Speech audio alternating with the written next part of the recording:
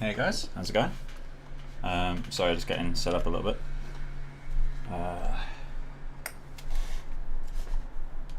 Desk is a little bit cramped today.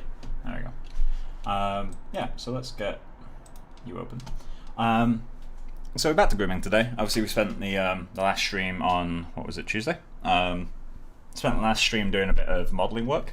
So the likeness is a lot closer now. There is still a bit of modelling work to do, like on review. The eye's shape is not quite right. Like this eye needs to go up just a tiny bit. It's a bit less almond shaped than I've got.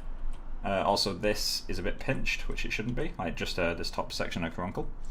And then on the other side, I think the highest point of the eye should be a little bit further left than I've got it. And this needs to be kind of relaxed out a little bit. But I'm not going to do that in this stream. We also need to turn the nostrils a lot more. Nostrils are a lot more visible in that ref. But yeah, so just going to work on the hair primarily. I want to get a bit more of this feeling in it. We've also, the groom has broken itself again, very subtly, in a way that I actually find quite appealing. You can't see it in the render, but basically that region map for the top braids is broken again. So we've got like random clumps and everything. I actually really dig how that looks. I think it's quite interesting. But it's not what we want. It's obviously not following ref. If this was a concept groom, maybe I'd keep it because I kind of like what it adds. But it's not a concept groom. It's a Digi double, so I can't really get away with that. But yeah, so in terms of the in terms of where we're going from here, I could work on the eyebrows a little bit. I think I will do that. Eyelashes I'm going to ignore because I will be changing the eye shape again pretty soon. Also, the ear shape's not quite right, so I'll be fixing that at some point. So, I'm just getting some messages. There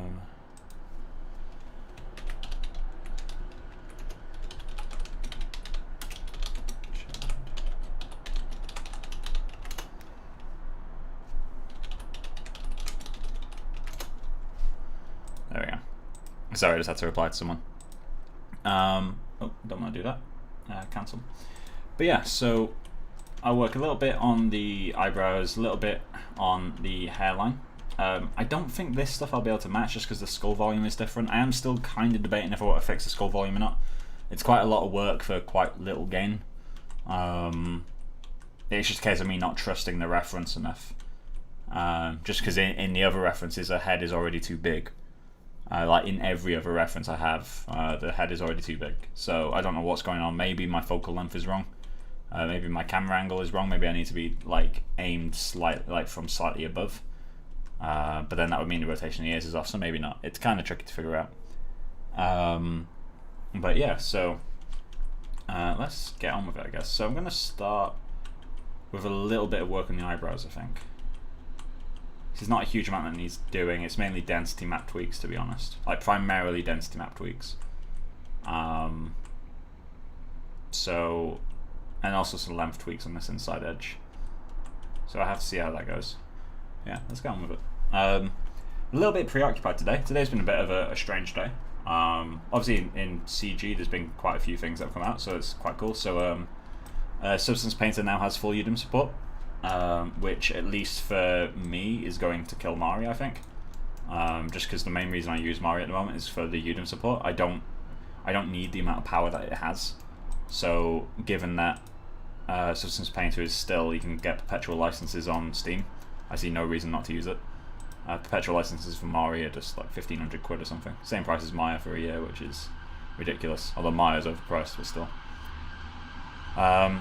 Then ZBrush announced that they're adding cloth physics in the cloth brush just 13 days after Bolt Marvelous Designer. But obviously Marvelous Designer still got its place. What am I looking for right now? Eyebrows, there we go, got it. Yes, there's been quite a few announcements today, it's been kind of cool.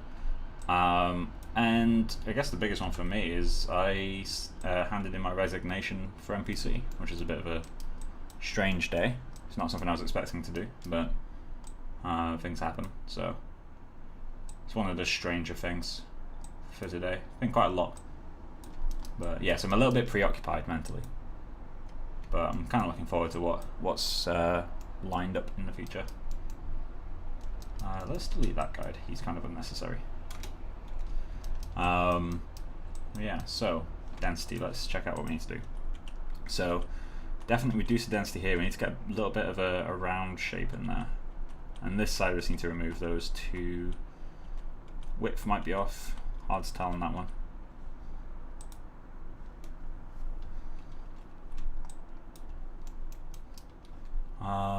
Right, so what's the mask looking like? I need to remember what the maps are doing. So the mask is, yeah, okay, it's solid.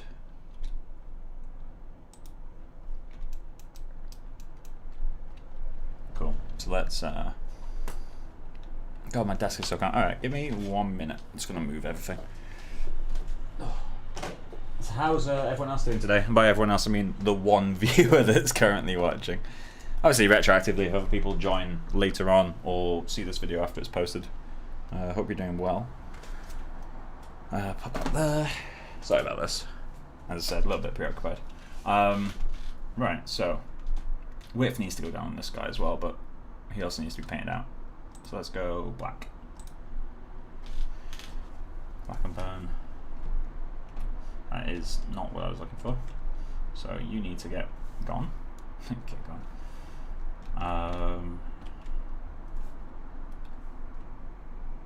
Cool. And then this side needs to be massively reduced, right? So I need to remove the hairs up here, add some more over here, and then put that 50% in further, I think.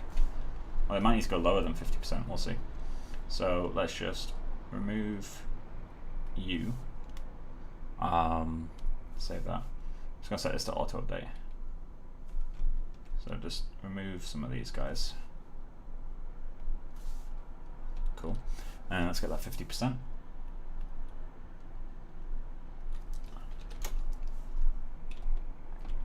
Let's go to about there, I'm going to call it. Need to get a little bit of a round shape. Save dashes. Save Pt.28. I think it needs to go lower.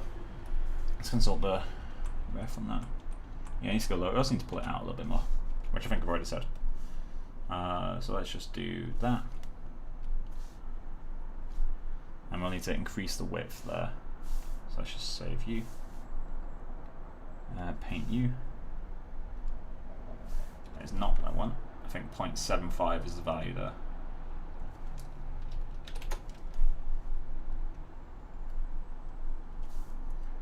Save dashes. Save Pt.28. Cool. And then the density I think needs to go down even more. So let's go density. And I'm just going to set this to like 0.35. Let's see if that works.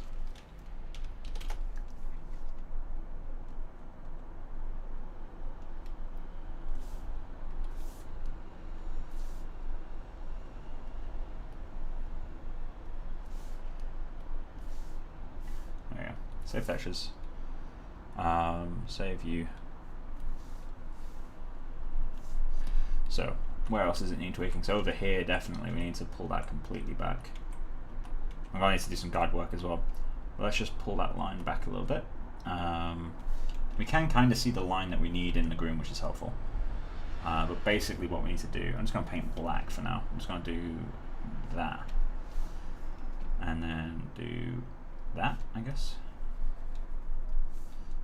Save textures. Save Pt.28. That might be enough, although this doesn't feel right at all. Let's fix that.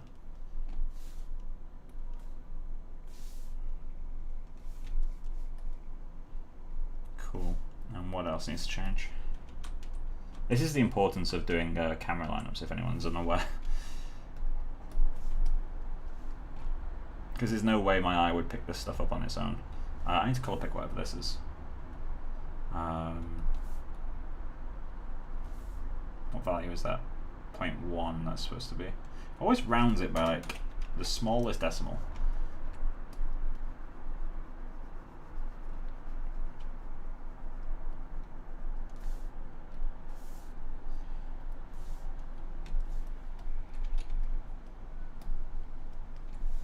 Okay. I'm guessing we need to get rid of that patchiness as well. We do. How can I do that? Let's ignore that for a second and get to the other side. So I need to pull it back a little bit this way. So we just need to do this.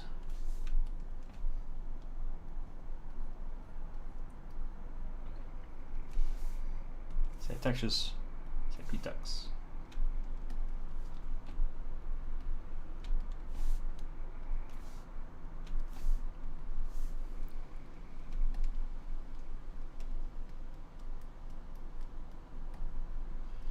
Let's just pull you back a little bit as well. That shape feels very unnatural. I mean, to be fair, the shape of these brows doesn't feel overly natural to me. Not a ref issue, more just a groom issue. It doesn't feel right. So that's something we'll have to kind of figure out at some point. What's going wrong with that? I'm going to ignore the patchiness for a little bit. Probably should have alt saved that. Let's alt save it now. Let's do that. And then just go IPR render. I just need to forever drag this reference down.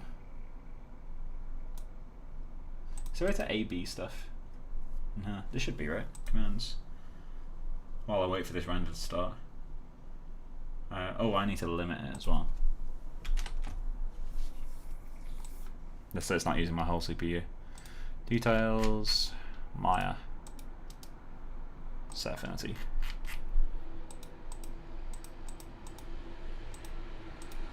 Cool. I'm just gonna go while this render goes, I'm gonna grab a quick drink as well. Back in 1 second, guys.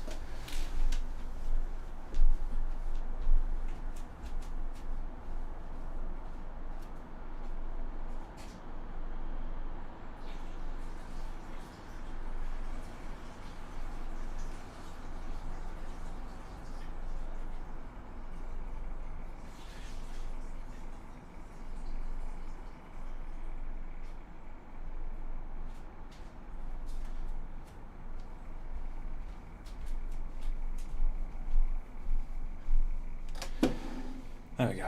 My Facebook's lighting up at the moment. I've done so many posts today. Been a lot going on in CG. There's also a Redshift real time, which seems really cool. Oh, that left eyebrow is awful. Oh no. I went too far. So we need to pull it back this way a little bit. Looks like I've matched the outside relatively well though. This is also going too far in, but the density fade is nicer now. Needs more density here. So let's kill that render. And what about the other side? How are you doing? Still not right. I need to kind of pull that back. But yeah, let's fix this side because that's genuinely awful. I just need to curl the guard. So many things. So soft blend here to get it nice and round, and a little bit further down. Guess I could have probably seen that from here as well, but live and learn. Right, so yeah, there's the issue. So let's go 0.5. 0.5, and just do that. I'm just gonna pull it a little bit there, and then it needed to go down a tiny bit as well, right? Something like that should do fine. And I'm going to add a very low density in this section, just to help blend it into the head, which will have to do with width as well. You can link your density and width maps. You can just remap your density if you want to, but I don't really like to work that way. I like to use multiple maps if I can. That will feel a lot more natural. And then this needs to go that way. So, was it the whole shape that needs to go that way? It was the whole shape that needs to move to the left. So I need to basically copy exactly as it is now, but move it that way. Let's also minimize these a little bit. A bit extreme. So let's get 0.5, which we don't already have. 0.5. I'm going to go a brush width. So let's get, yeah, just that. So I'm just going to trace around. And obviously we won't get the exact same shape because that's not how seeds work. But at very least we'll get something approximately the same. So this is 0.1, right? Yeah, 0.1. think I picked a hair by accident. Oh.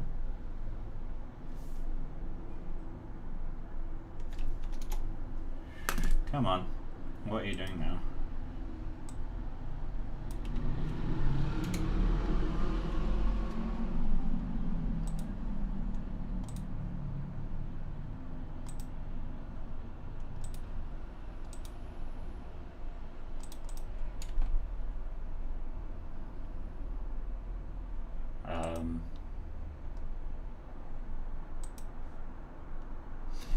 Well, hello.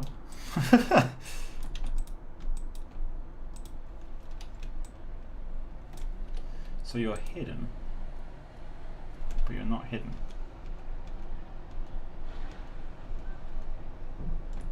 What did I do to it? Either way, we got it back. Action. So now I've got to figure out, is that moved back already? I don't think it is, right? Ooh. What colour pick did I get?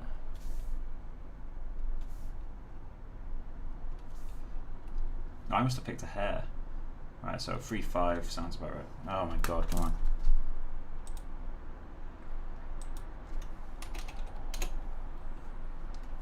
Right, and you've gone. So, yeah, because that thickness doesn't look right at all. So let's get the 0.5 back.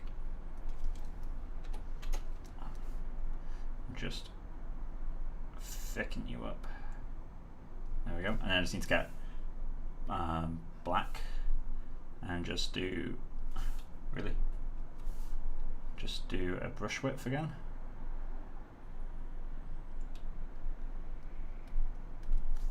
Cool. Save textures. Save you.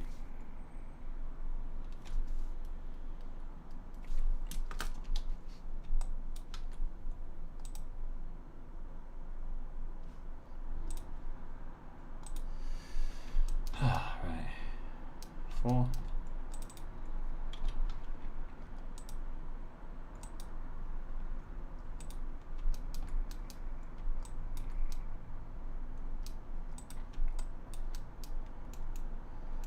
So that'll be that done now.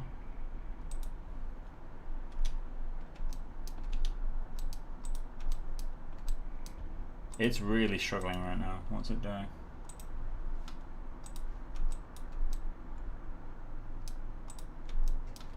Let's go to eyelashes. Did everything break?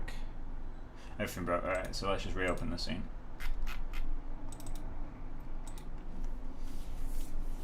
I think whenever I hidden that thing by accident. So let's just go and preview all descriptions.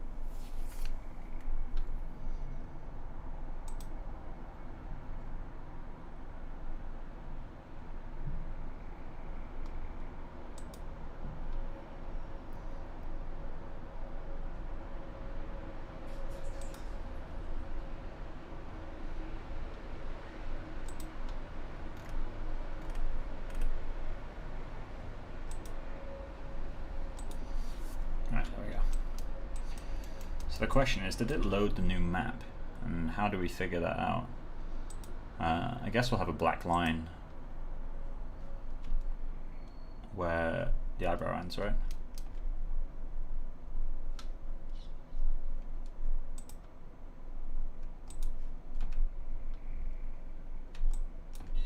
Come on. Why are you dying?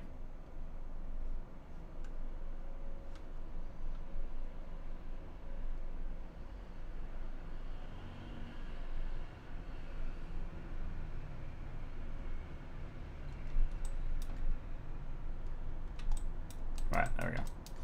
So let's set that to not update automatically.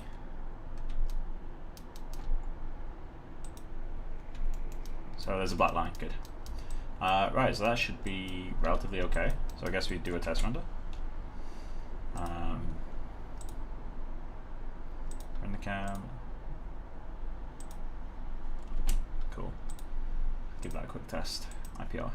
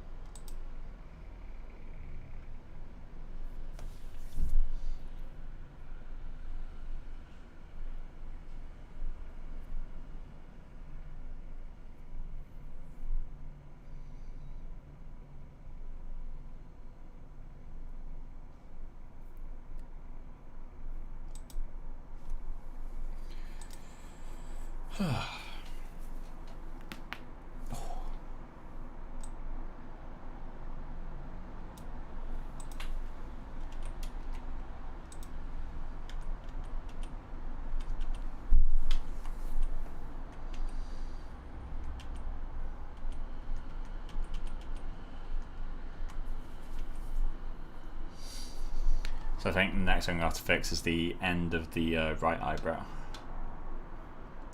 But we need to let, there we go. I was about to say we need to let RenderMan think about its life choices before we do that. There we go, grab you.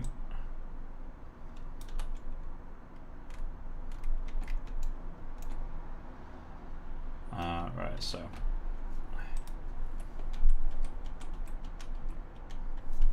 Need to thicken this up. Get a bit more even density. Seeds can be so unfortunate sometimes. Like they can completely destroy what you've put in. I also need to reduce the density here a little bit. This is looking better though. I think she's got like a makeup in there as well. Because it feels like the skin is definitely darker here and here. But now the case is, there's two approaches to this. I could actually texture in makeup on skin textures, or I could just make it darker in the groom.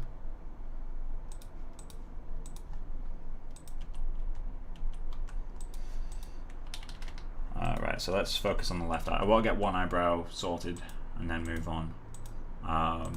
Right, so general end of the line is good. I just need to push the density out a little bit, and this still needs a little bit more. So let's go into here. Yeah, so there's the empty patch. And where's, yeah, so we just need to fill in just below there as well. So density, let's get that 0.35. It'd be nice if you could like bookmark colors, or like press the arrow keys to go up like 0.1 of a tone or something. So let's just get this filled out. And that might be enough. And we need a much higher density just here. So put you all the way over here, fill you in, and then just save here for now. I feel like I almost need to put the density up and then paint it back down.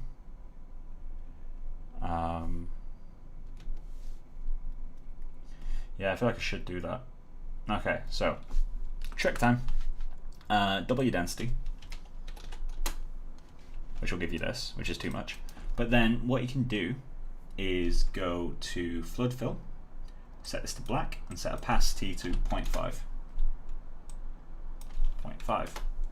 Why are you rounding down? why is it rounding 0.5 down to what?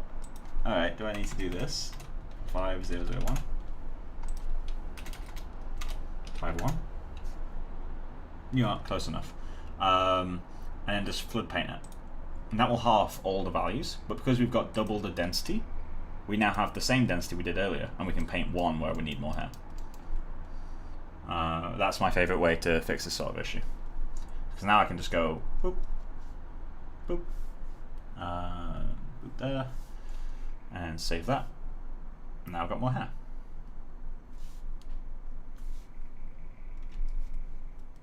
It's still a bit patchy, but I think that's because of the I think the patchiness now is more down to the clumping. So let's save this and save you. And then I'm just going to turn off the clump modifier and see how it looks. No, so it is clumping the seed too, which is strange.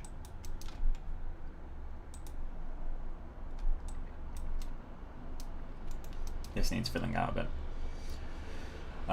So let's go back into here. Paint a value, I guess, of 0.25.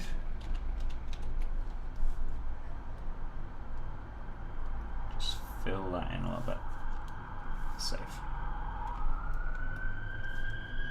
I wish there's a way to get more uniform density.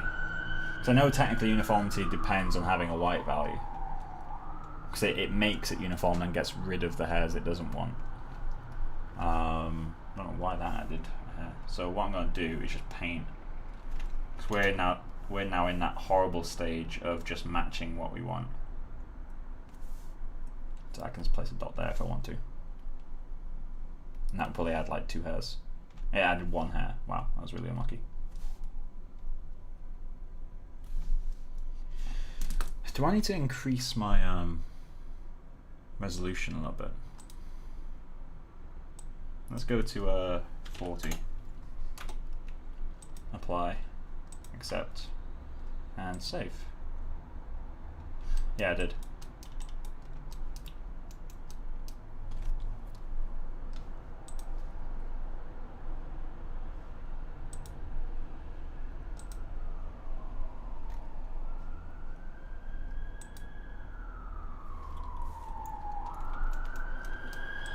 So add a dot there as well. Save. Save textures.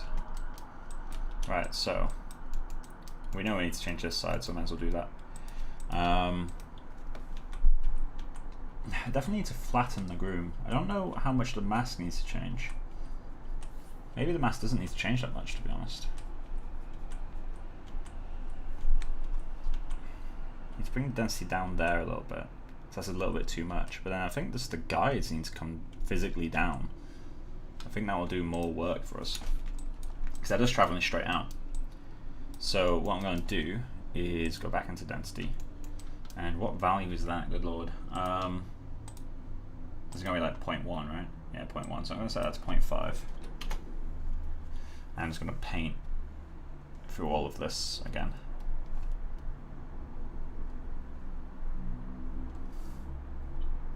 Save textures.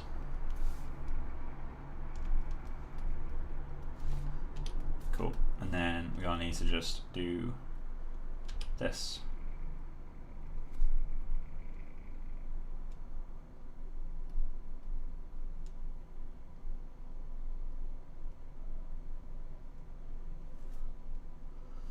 Let's test that. That might be legit all it needs, because that will functionally pull the eyebrow in. So let's give that a quick test.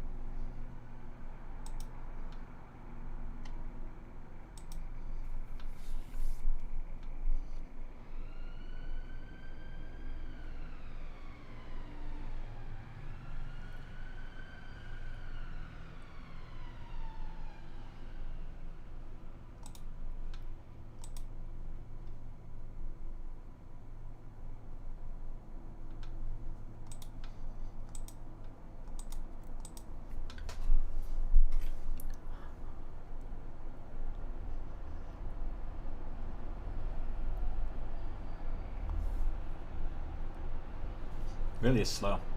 Should hide the other grooms. So let's just get the whole. I always let the image do 2 passes just so I know. Again, that context obsession that I've always had. That's much closer. Yeah, so I think changing the angle of the hairs, we need to change it even further. But that's definitely closer. I need to reduce the density over here as well. And here. Add something in the middle. I think the angle of the hairs needs to change slightly. Definitely over here they need to change. Ooh. ID passes have always been super weird looking. I'm not too worried about the eyelashes yet. Although I might just tweak them, even though I'm going to change the eyelid shape, I might just adjust the guides just to get the shape a little bit more accurate for the temporary. Also, oh, actually something that I can do is the width for these bottom eyelashes is too low. I need to add that in a bit. That's definitely looking a bit better though. I need to reduce the width on these guys too. They're feeling a bit much. So let's do that. So I'm going to change this guide to be a little bit taller, reduce the width of these, and angle these down even more. And then I'm going to have to figure out what's going on with this top line here, because that doesn't feel right at all. So, one at a time. Eyelashes. Grab the guides. And it was around about here. So I'm literally just going to grab this and go, oh, whoop. That might be enough. Not technically accurate to do it like that. Technically I should have just grabbed the tip and pulled it up. Because I do need to grab the base of these and bend them down a little bit, but I'm not too worried about that. I'm also going to lock the geo layer. I don't know why I don't have that locked. So here, we need to go to the width map. That is the eyelash. Oh yeah, I need to increase that anyway. Let's go set to 0.5 at the moment. Let's go 7.5. And just paint that. Yeah, that looks about right. So I'm not going to do it at the edges. I'm just going to do it in the middle section here. Something like that, and then just smooth. Oh, that is too large, and I can't undo it. Beautiful. So let's paint you back to 0.5.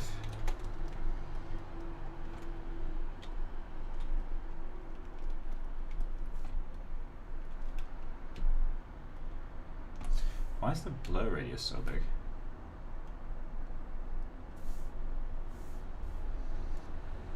Call it 1.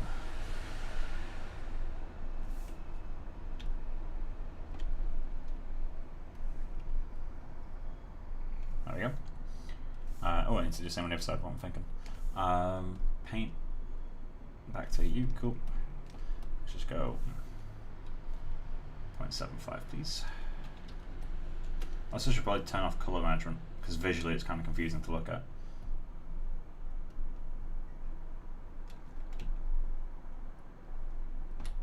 Cool, something like that is good. Save textures, and save width. Feels a lot more natural. Cool, so next thing is to go to the eyebrows. That is eyelashes again. Eyebrows and width need to fix. This is too thick. That doesn't look like 0.5. It is 0.5, it doesn't look like 0.5 at all. Nice, it is 0.5. And that side's 0.5. So why do these ones feel thicker? Did I just get really unlucky with the random? I don't even have random. What the fuck? Okay, I'll just manually lower it, so let's go 0.35. 3 people watching at the moment. Do you guys have any questions at all, or everyone doing okay? If you don't want to talk, that's also fine. I generally like to interact with anyone who's watching. So I don't know why I was blowing that. Save you. Cool. And then we just need to go a little bit further on the down angle over here. So let's do that with a few of these. Move you out of the way, show evil.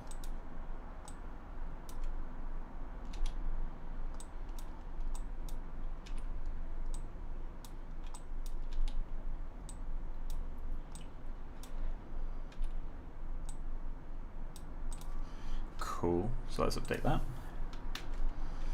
That should be good now. I have no idea how I'm going to fix the patchiness.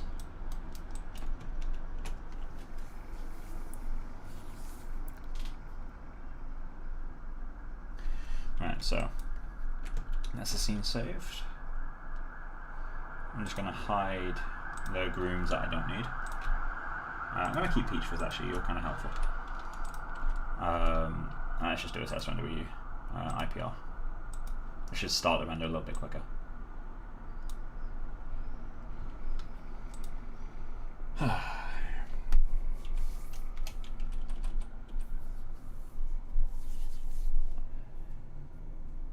One like. I'm going to assume that was Ian. Has Ian shown up?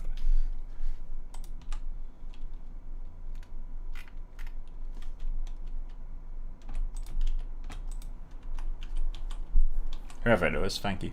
Thank you very much.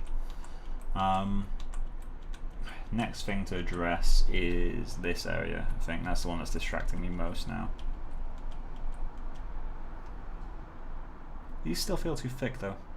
There's also they've got like their own line to them. I need to kind of break that and maybe get rid of these two and get some more here. That will help that a little bit. But overall, how are we doing compared to the first pass? Oh, I was looking at the wrong render. Okay, that's better. Yeah, it's getting a lot better. So, density needs to be a little bit more uniform in this area. It's got a little bit of a gap there and a little bit of a bunch there. Same over here. That's too dense. And then it needs some more at the top. One side at a time. So I'm gonna fix this area because that one's feeling the worst to me. Like it's the most distracting looking of all of them. So let's drag you there. Oh, actually, how did the eyelash change go? That's close. So we need to remove some clumping here, but that's something can wait. Right, so still needs a little bit more here. Maybe I just need to reduce the density at the bottom. Alright, so reduce density at the bottom here and try to fix the patchiness here. And let's see if we can figure out how to do that. So, density, you're first. Maybe I could change width. Maybe width would work better visually. So let's go 0.5, which I think is what I'm already set to. It is. So let's just go like that. That is not 0.5.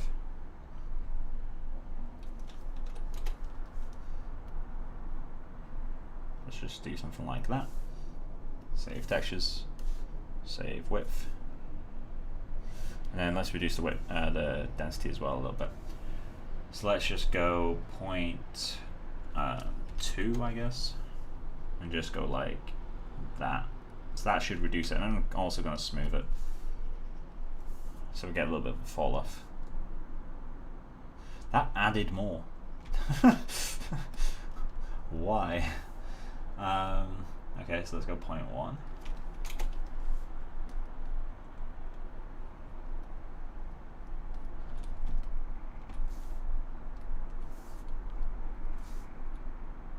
There we go, that's better. So I got one random hair just going whoop. Right, so patchiness in this area, how do we fix you? So we've got this clump here we need to get rid of, so let's just go 0 and paint like that. Save. Apparently not enough. Save. I think the Pt.28 resolution is still a little bit low. Yeah, that Pt.28 resolution is fucked. So let's go higher. Although I would have thought 40 is enough. Let's go 60.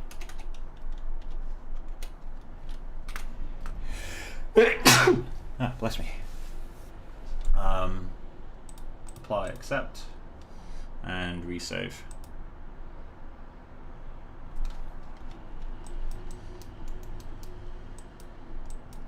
How?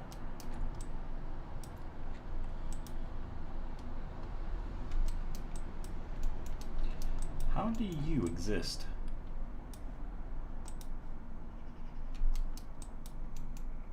Okay, well, just have to have a little notch out of that. So let's go 0.5 just here.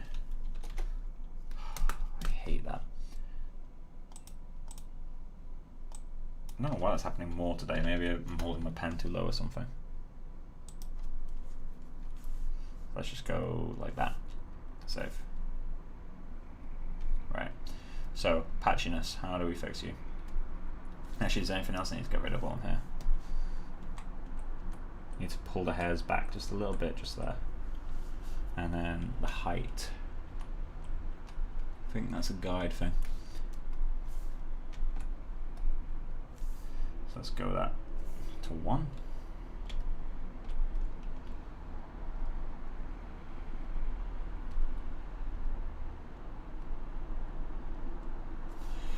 Save texture.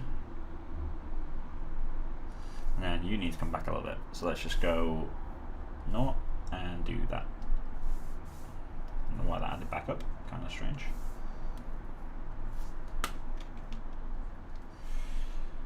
A little bit more. And then I think I need to smooth that. Not like that though. I hate the fact it's not undoable.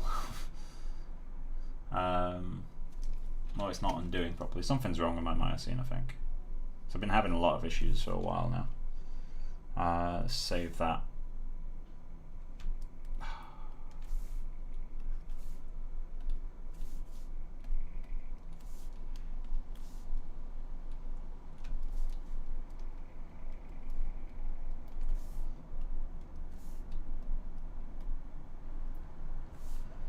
Save textures.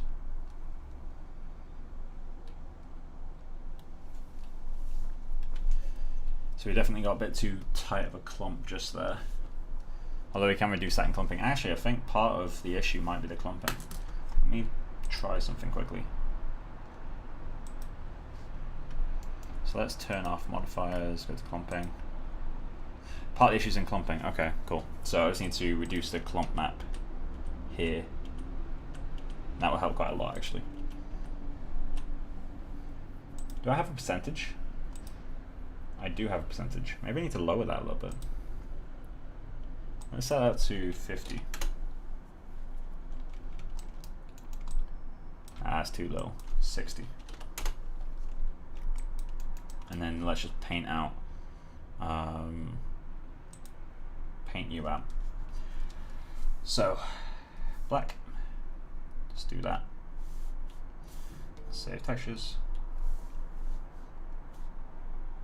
Save you. No?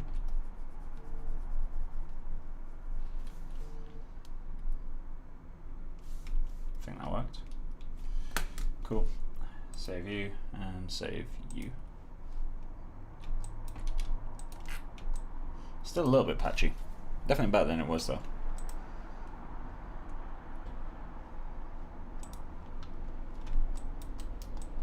Right, so you're an issue now. You need to pull back the density until the middle of that really big clump, which is you. So let's go back to density. And so it's the white dots. 0.35 I think I was using. You again.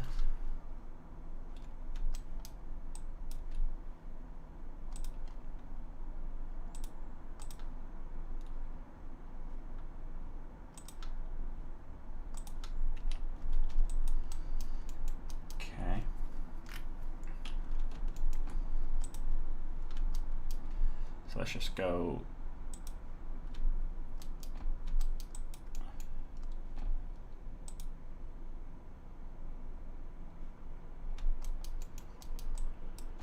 so we got the 0.35, right? No, we don't.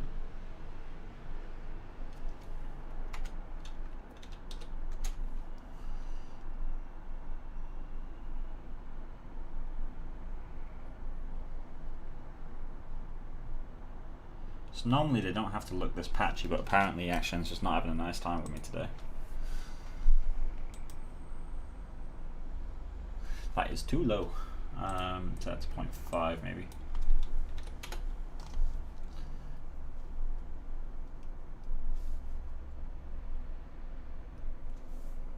Save textures. Save you. Closer. I will add a little dot of white just here. Save textures, save ptex.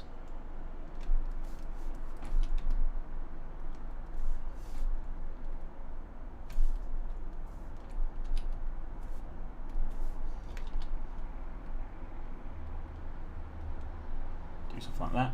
I'm going to add a guide. I know it looks a bit pointless, but I'm going to add a guide right there and just pull him like that. Right, so let's figure out what that guide needs to be set to as well, because that's going to bother the fuck out of me if I don't fix it. So definitely 0.8 taper, because I always use that. And then width is what, 0 to? Perfect.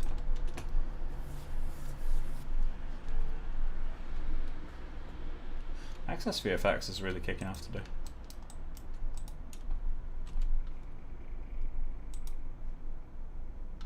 Cool, let's get the eyelashes, sorry, up again.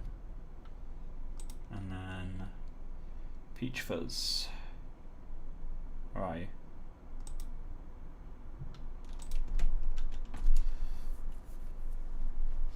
Right, so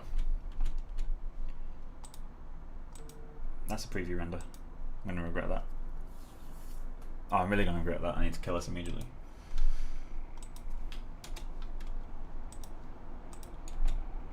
Okay, need to leave this to unfuck itself for a little bit.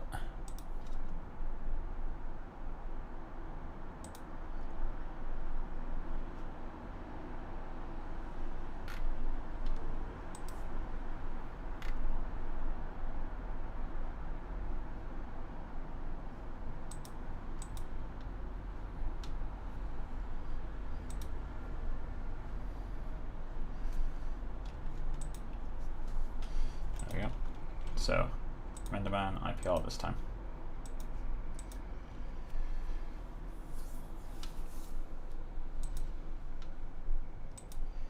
And then I think after this I'm going to move on to doing the hairline for a little bit.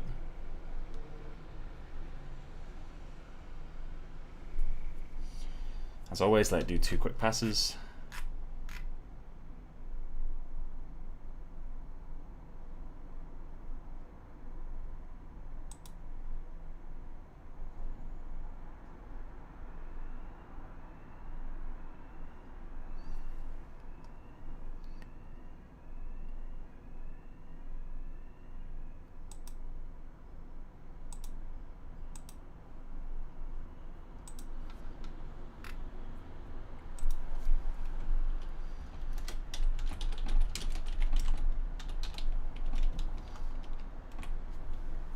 To render this. There you go.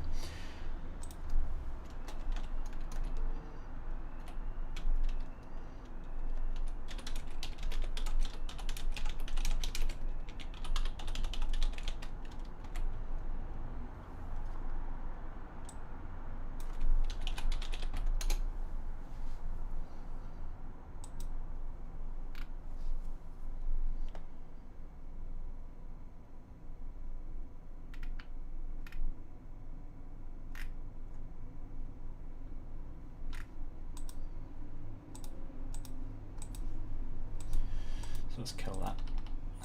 How are you looking? Getting closer. Need to. I think I need to angle these that way a little bit to flatten this. I don't think the mask is wrong as much as I think that the angle is wrong. Because the tip of these is actually about the same point as this guy. So I think the guys just need to go that way a little bit. Same over here, they just need to angle up a little bit. So let's do that. So guides from here. Where was it? So there's like a little square here, parting. And then it needs to be, okay, so that square itself needs to go, which I think is U. So let's just go like this.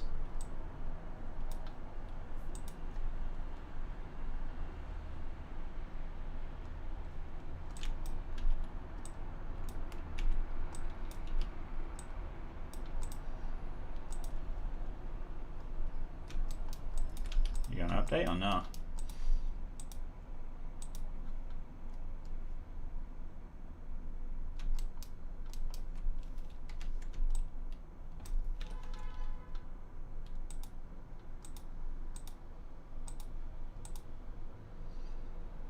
Eyelashes. Eyebrows.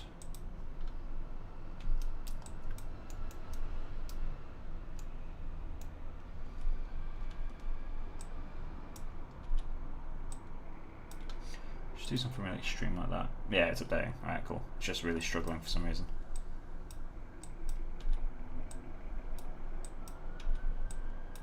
And these need to aim up a little bit.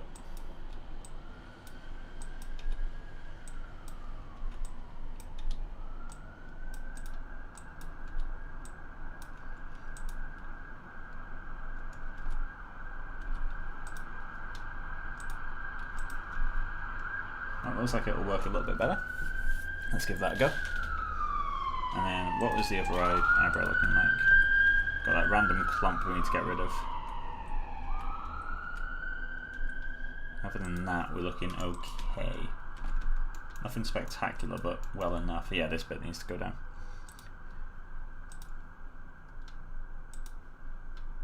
And yeah, kind of to be expected.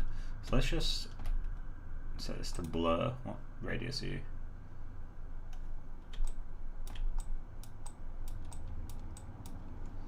Save textures. Save density. There we go. That clump's really bothering me. Is it a clumping issue? Modifiers, clumping. Kinda. So guides are having something to do there.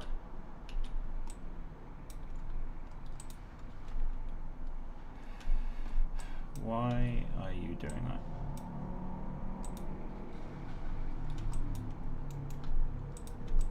Because there's like nothing to tell that to clump so fiercely, so maybe it is somewhat down to clumping. Let's just give it a benefit of doubt and paint out clumping for that guy. So clumping, just set to black. Set to, set to black.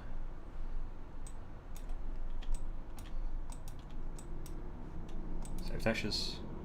Save ptex. Save ptex. Is this seriously just the seed? Am I that unlucky? Alright, well, clumping back to 1. Save you. Save you. I'm just going to add a guide. Right there. So the guides aren't following that point so strongly, so I don't know why anything else is.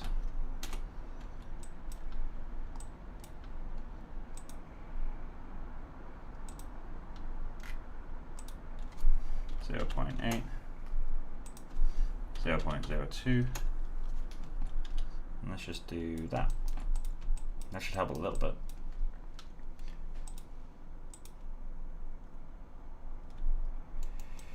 Might just have to manually paint that out. Seems a bit dumb to have to do that, but apparently we do. Got a feeling my resolution isn't really high enough for this. I'm just going to. Oh, it's already at 2K. Don't want to increase that. Let's just see what we can do with what we got. I want to avoid increasing the density unnecessarily. Increasing the density map unnecessarily.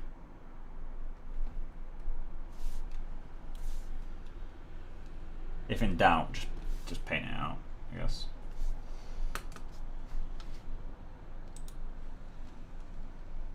So that will have forced it to be fixed. Fatal error. Thanks. Oh well, we saved our texture, so we'll pick it up. Maya.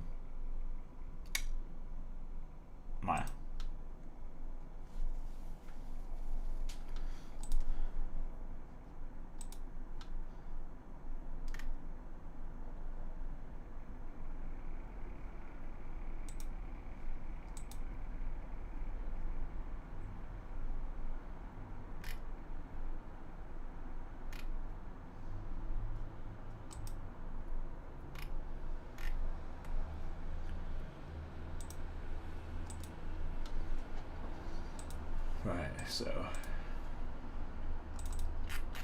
when was the last save? 4 minutes ago. Should have everything, I hope. I hope my other groom's being hidden doesn't cause a shit ton of issues.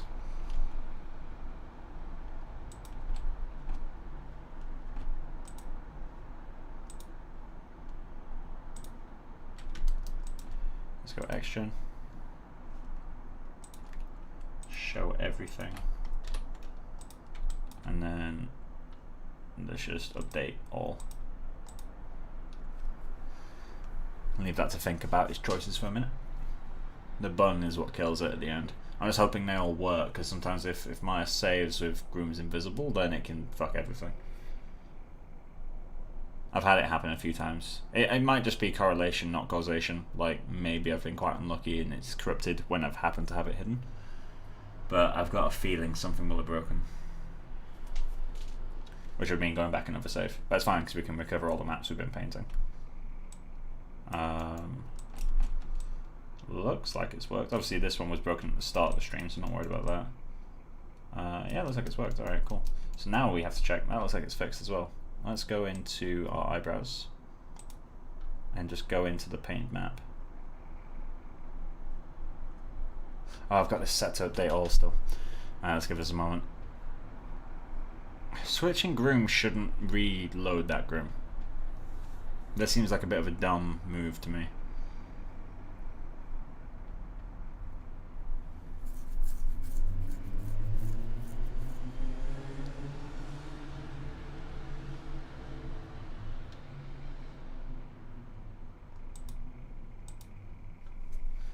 Right, so let's check this. Does it have the...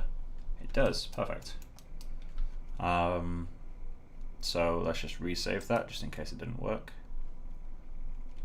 Looks like it did. And then do another test render. Back to back to back to back. We are at that stage now though where things will just need to be rendered to properly be checked. I'm going to need to very slightly adjust the density map to kind of move these guys over here, because I've actually got too little density here and actually too much here. Also the shadows they're casting on the skin are causing the hairs to look thicker, which is really annoying.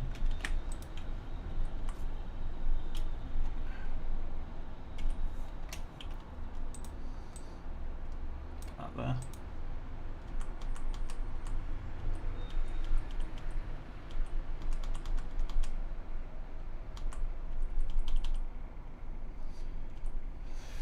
Give this time. Slowly picking up some more viewers. Welcome back to the stream, anyone who's here. Oh.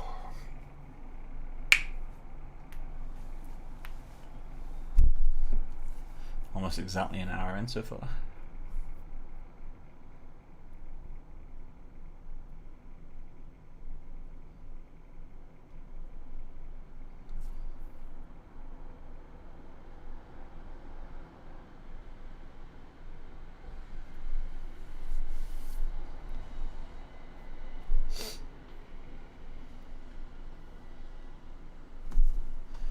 Do 2 passes.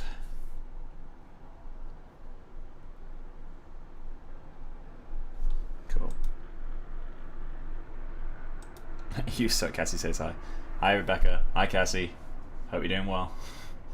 Thank you for the loving message as always.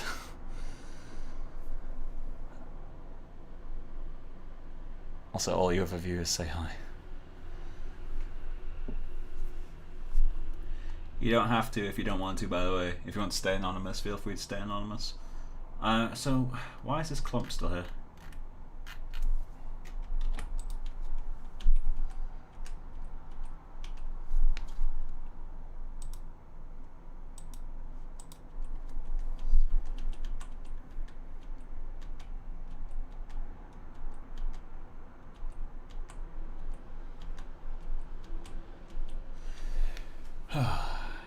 I need to fix this area over here.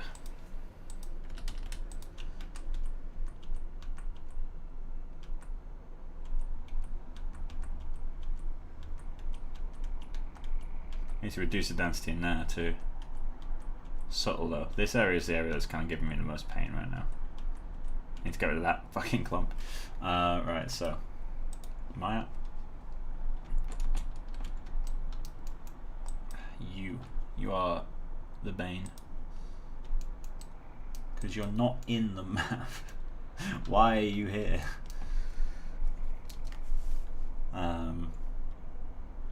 How big does my brush have to go to force that guy out? If I do this... Ooh, stylus pressure. Save that. Why are they there?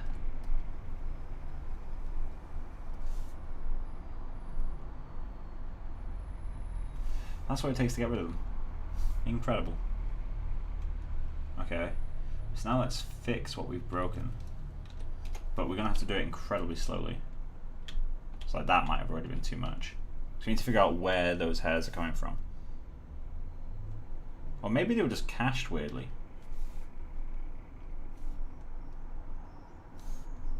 I've got a feeling they were just cached weirdly, to be honest.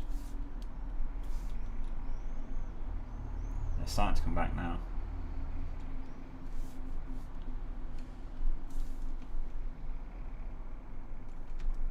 And that's the clump back, isn't it? God damn it.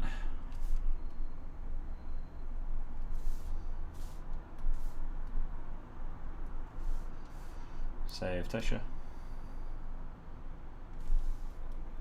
So I'm going to need a little bit more density here, here, and here.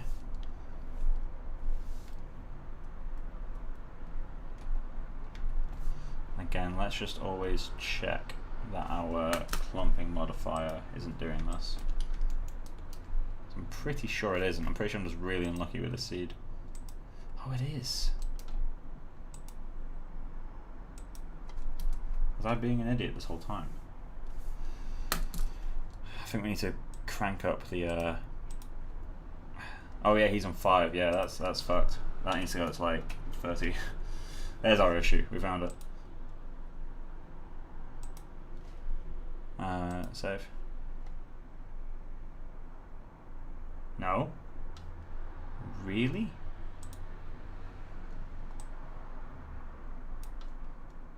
Save.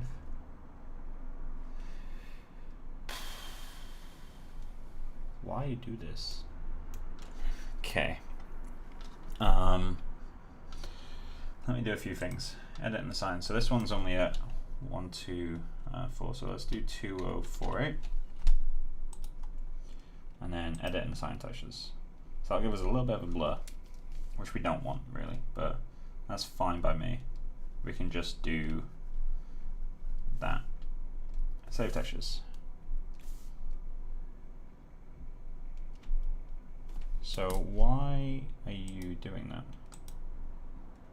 Is my map actually in use? Have I done something dumb? Yeah, I did something dumb. I didn't even plug a clump map in.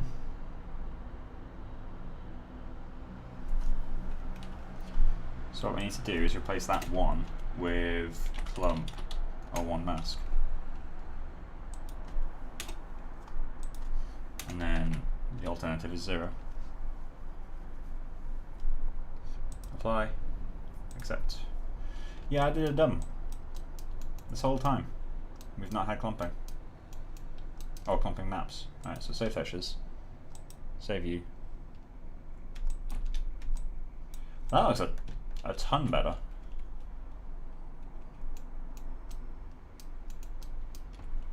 So let's... Well, that's not the map I want. It's you I want. Just put a little blob right there. Save texture. Save density.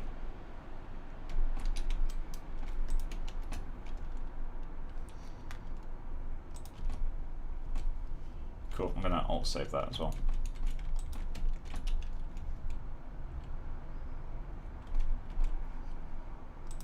IPR, and leave that to do its thing for a second.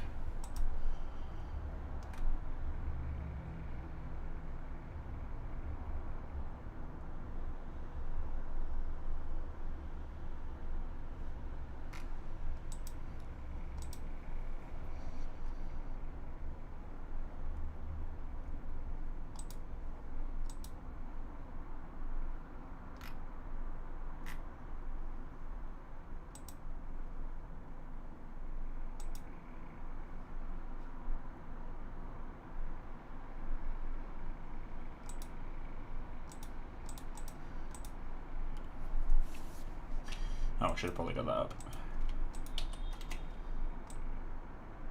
Come on, there we go.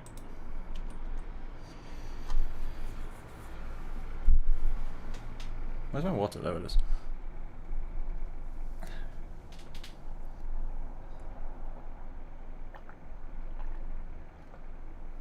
So who's watching today?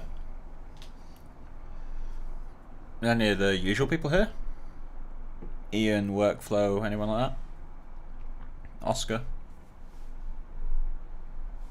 Or is it all new people? Or is it all people who have seen it before? Like joined the streams before but never speak? I guess I won't get an answer to that last one. But still.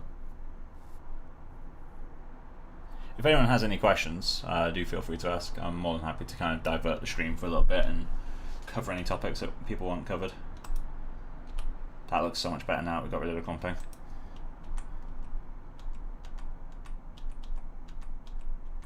So much better. I just need to reduce the density now.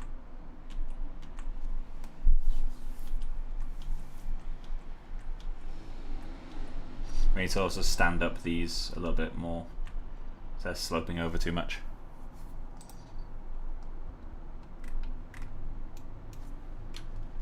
It does feel very fake though.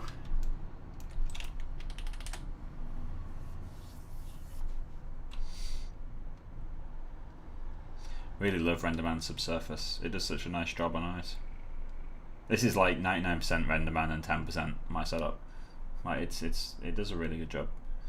Right, so that's working a lot better at last. So yeah, stand this up a little bit. Reduce the density a tiny bit from the bottom there. So let's give that a go. So guides, grab you and just do that. There we go, that'll be enough. And I need to reduce, was it this section? I think it was. Let's give that a go. Let's just go 0. And just go straight across. Like that. Don't want to fuck about with it, just want to get it working. There we go. Got hiccups, perfect. That looks like it'll be working now. So let's quickly fix the guides over here because they're not doing what we want at all.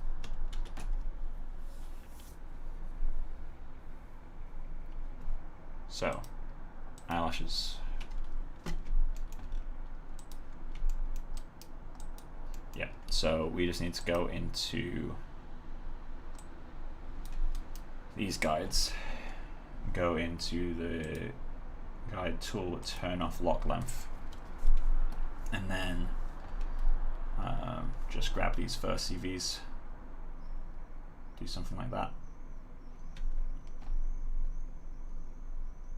Action's guide brush is still just like beautiful.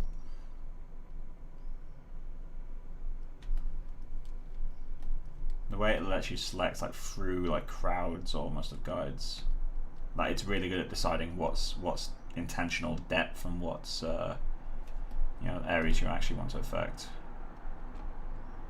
Although it's struggling with this guide right here, so let's just select him manually.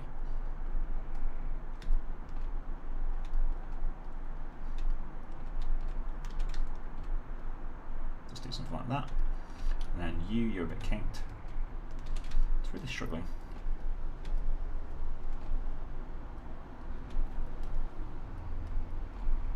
My frame rate is like dead right now.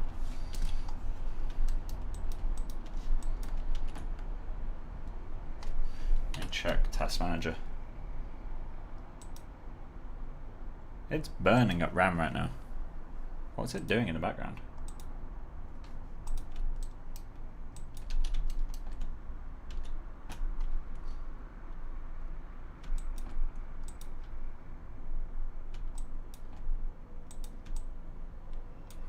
Can't get rid of that. Let's lower the I don't know why it's slowing down, but let's just lower the anti-aliasing. That's ambient occlusion. Anti-aliasing, let's just set, oh, it's already set to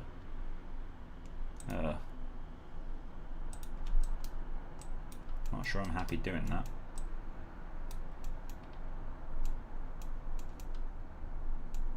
And it's still on the low poly, that's weird. Either way, we're covering the base of the eye now, so that'll feel a bit more natural. So I guess we need to work on the hairline now, right? Because the hairline feels awful. Let's do a test render and just region the hairline. I'm gonna kill Maya and reopen it because it's really struggling. Yeah, the way it closed just then is kind of a sign that something's up.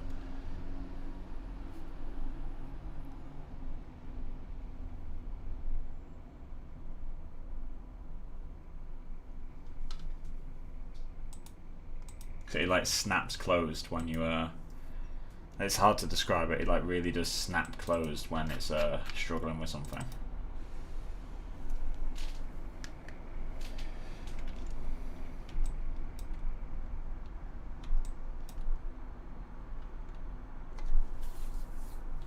Let's load all the plugins.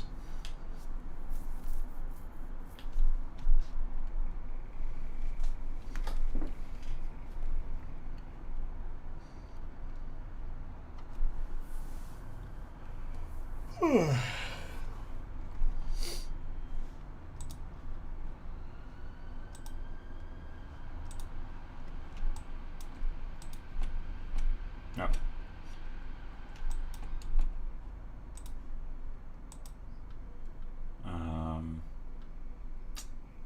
When they come. IPR.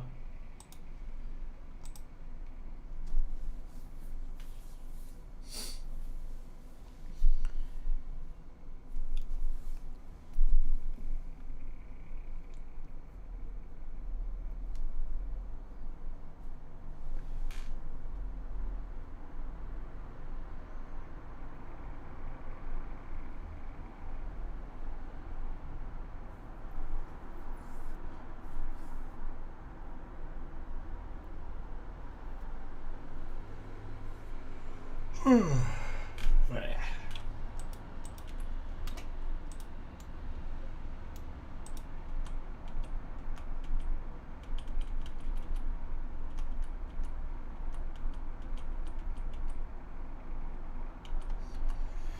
That'll do its thing.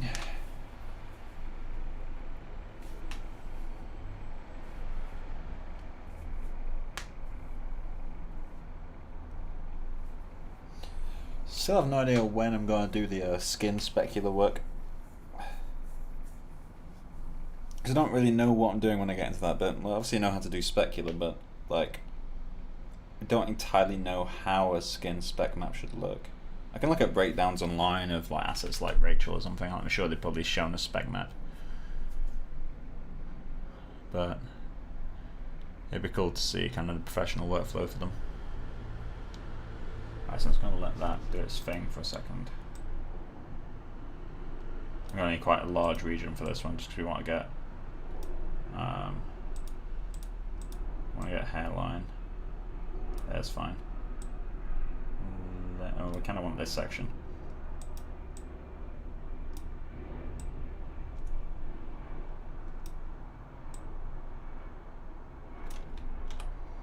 Cool. That'll do its thing. It's quite a large region, but we do. I want to see the whole area, and I don't want to render like this bit, then that bit. Obviously, it's nowhere near matching this, but I just want to get a feel for like, you know, how is the density, how is the width. This area is going to be a bit tricky.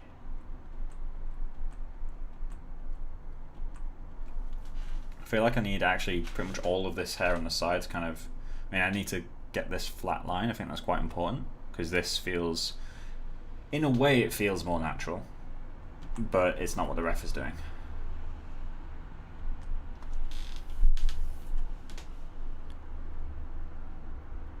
So, what's the main problem we got? So, biggest problem for me is this section, because it feels like she's balding in mine.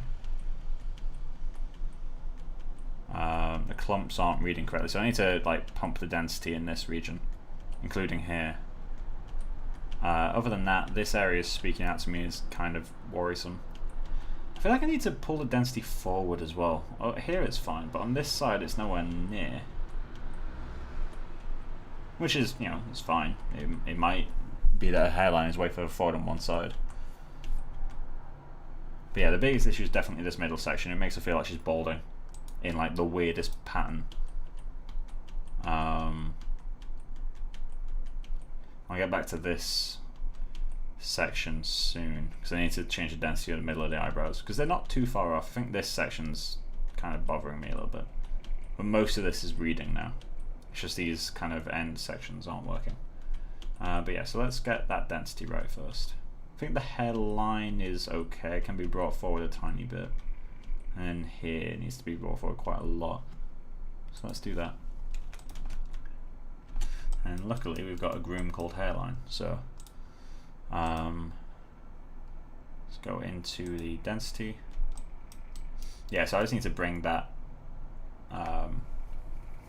white forward quite a bit. So how's the density map looking? Oh, is it a mask thing I need to do? Let's show a mask. So technically this is actually, is it further forward? This side is actually further forward than this one already, but we just need to bring it even further. So let's go into a solid brush and let's turn off stylus pressure and paint this just a little bit further forward. Something like that. We can always bring it back with density. It's better to have more than you. In fact, I am gonna bring it back with density. So let's just give ourselves all the space we need.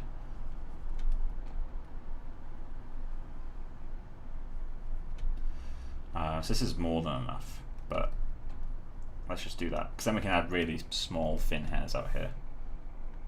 Save textures and save the mask. So obviously that's not what we want. Well, that's kind of cool though. On this side that might even be accurate, but we're gonna have to change to ref cam. And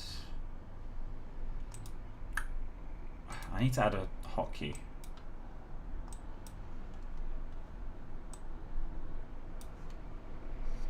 So what we need is, I guess I can just hide these two and compare it at the same time. So we need to put the hairline back here, obviously. Back here as well. In fact, I can use the guides. Do we have guides that are lined up quite nicely? Yeah, the guides follow relatively close. I'm going to use the guides as a, not a guide, I guess. So let's do that. So I'm going to go back into density. I'm going to paint black, which I don't normally do in density, but we're going to do in this case. So let's just go, whoop, pull you back like that. Pull you back because you were working just fine. And pull you back because you were also working just fine. Save textures. We're also going to need to paint white further forward.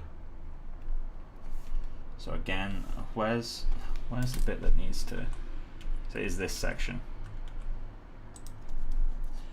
So you basically. So a smaller brush. We need to bring the whole thing further forward, but this side especially.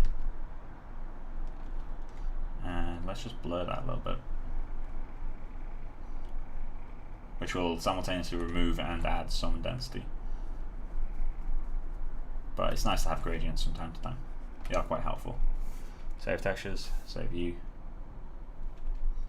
And then let's just paint, definitely not white. Paint some black just there. Save textures, save you. You need to come back.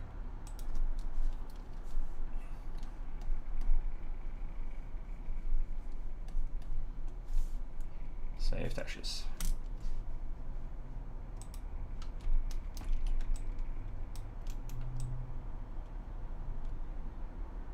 So on the side, let's see. That might actually be pretty close to what we need. Where's the shortcut? There it is. view, camera tools, and we need 2D pan zoom.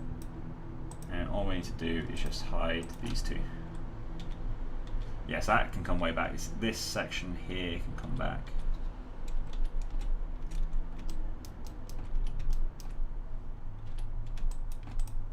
So that can just be scooped back, which is good because it does look a bit silly. It looks kind of interesting in a way, but it's kind of interesting by accident. And what I mean by that is, like, I've got no guides in that area, so it's just XGen doing a good job at making something interesting out of like literally no information. So congrats to the Disney team, I guess. You can make my bad grooming behavior pay off. Save textures. Hey Xavier, how you doing, man?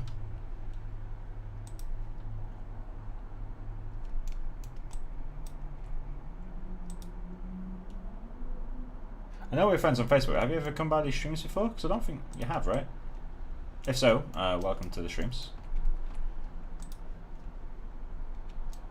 Right, so we're gonna need a guide like here, I think.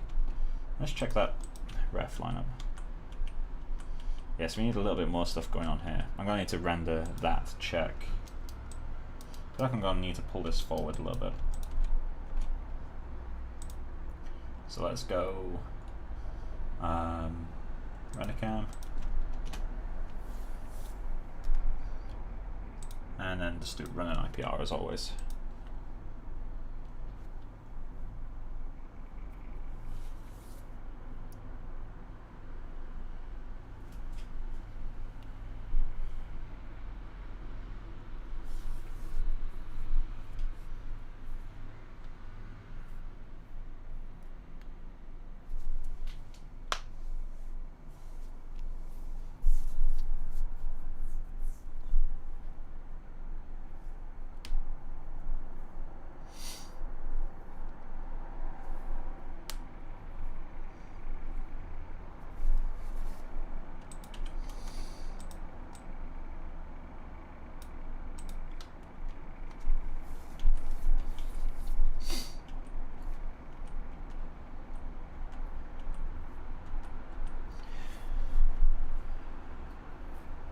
Render.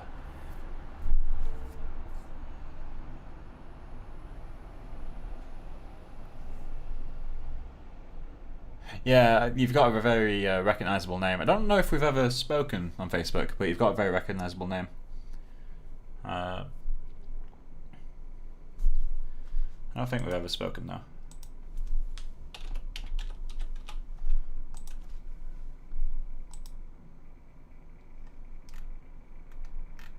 Let's look on Facebook. Your work looks really nice. I like the gold mask that you're working on.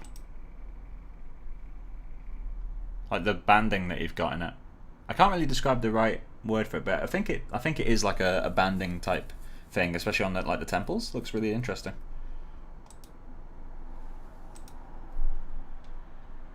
It's very nice. Well done, man. Right. Let's compare. So I think we need to bring the hairline forward just there, and we need to pull it back a little bit just here. I think that's shadowing, not hair. And this we need to bring back completely. So let's get that. And also, the hairline's further forward, but it's still not right. So maybe we're going to have to do some clumpy work. That's the issue right there, as we're getting this parting.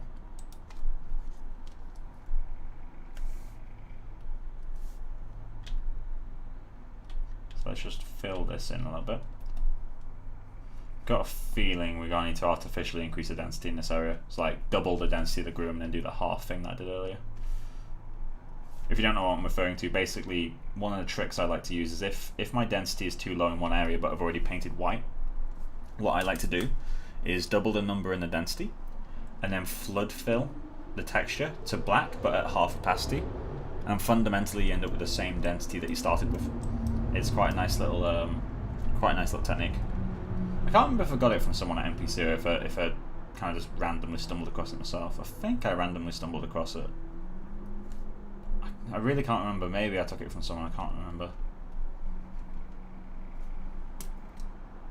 Haven't popped in here since you worked on the eyebrows and the bridge, Geo, and wow, it looks incredible, man.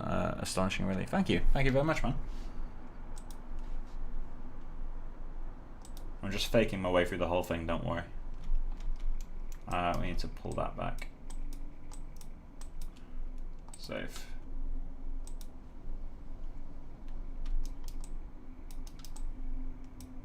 Alright, so let's... I'm gonna need a guide in this area to make it look good. Oh shit, nice trick, thank you. No worries, man. It's really helpful. It's a really, really helpful trick. I've used it so much that it's saved me so many times in work. Like, the amount of times I've been working on Digi doubles and I've needed just a tiny patch of higher density. And unless you're working in Houdini where you use like float maps, which I don't really like the idea of. I like having 0 to 1 maps, it's easier for everyone to understand. Flood filling to black. Annoyingly, you can't do it the other way around, so you can't flood fill to white at half opacity. It's not the same as multiplying, but flood filling to black at 0.5 is the same as multiplying by 0.5. Like, it's just visually it's identical. I don't know if it's technically the same, but visually it's the same. Because 1 goes down to 0.5 and 0.25 goes to 1.25. So it's exactly halving everything. So it's really, really good for doing that sort of stuff. I need this to angle back quite a lot. So we're going to need all of this stuff to go that way. But that's not going to work. I need to figure out how to fill this area.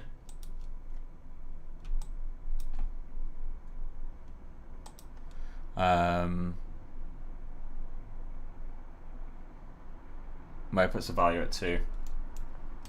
Yeah, I mean, if you put the value at 2, that still won't be the same as multiplying because you're adding a value. And adding and subtraction with opacity work quite differently. If you're working within that 0 to 1 range anyway. But yeah. If you're talking about his Houdini stuff, he probably does paint in non-0 to 1. I personally hate that method. I find it, like, I've picked up like work in the past where they're not working 0 to 1, and it's the worst to pick up because then you have to set your visualization ranges, and you also have to work those ranges. Whereas if you work in 0 to 1, it's so much easier just because you know exactly what your map should look like. It's so much easier to work 0 to 1. Like, if given the chance, I still won't work in non-0 to 1 spaces. It's just too much to think about. Like, the more work you give yourself, like, the more considerations you give yourself, the harder it's going to be to do a good groom. So if you know it's always 0 to 1, it's one less thing to think about. You just focus on what values you need to use within that 0 to 1 range. It does obviously lead to some times where, like, if you need to half the density, but your map you also want to half, then you have to save out the image, take it into Nuke or Natron or whatever it is you want to use, multiply it, save it back out, and load it into your groom. That's obviously the way around it, but that requires switching software, which is something I always avoid doing, because switching software is something I always find also complicates the process, which is why I still use the Maya paint tool, because I've been speaking to a few artists, specifically a lead at Industrial Light and Magic, and he likes to do all his Xgen maps in Mudbox, so he just paints them directly to PTEX and loads them in. And the workflow is really nice. Like, it's a really solid workflow. It makes it very easy to adjust stuff. But that middle ground of having to take things in and out of Mudbox, to me, is just, well, you technically don't have to take things in and out, you just save stuff. But I just don't really like it. I like to stay in one software. But he is using two different softwares to their strengths. So his method is technically more correct. I just don't really like working that way. Right, so we need to increase the density just here, and that is still giving me issues. I need the clump to kind of come up more. Density here is okay, it's just the angle. So let's fix this area first. And then if I need to do that value trick, then I'll do it, I guess. but I think I can get away.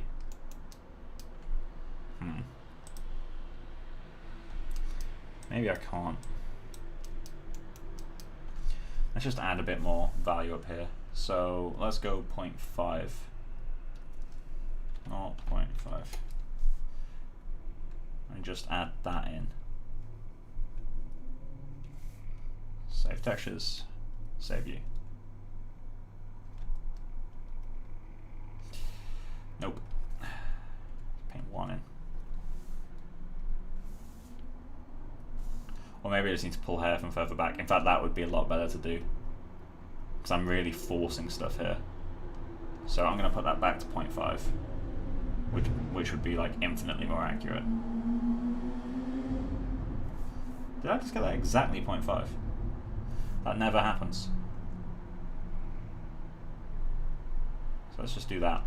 Smooth you in. Save textures, save view. And it's going to need another guide in here to pull things forward. So let's just grab you. And I need to put him in the other region map as well. So let's go. Yes, I've been painting it in my guide color. The reason for that is because it gives me control over the Pt.28 resolution, which I find very, very important. So let's just get that. Just do that with it. We're going to need some more guides in this area too. Save textures, save you. There we go. And then all we need to do is grab you and let's click and drag this guy away because he's evil.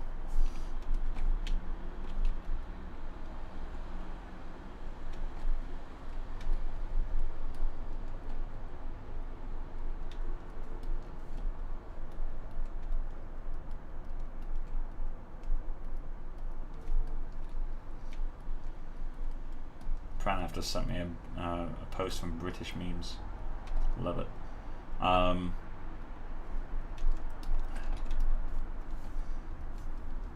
Oscar. Hey, it's Oscar. Hey, yeah, I also don't really like the whole jumping around software thing to do certain stuff. You profit workflow in some areas, the more you do it.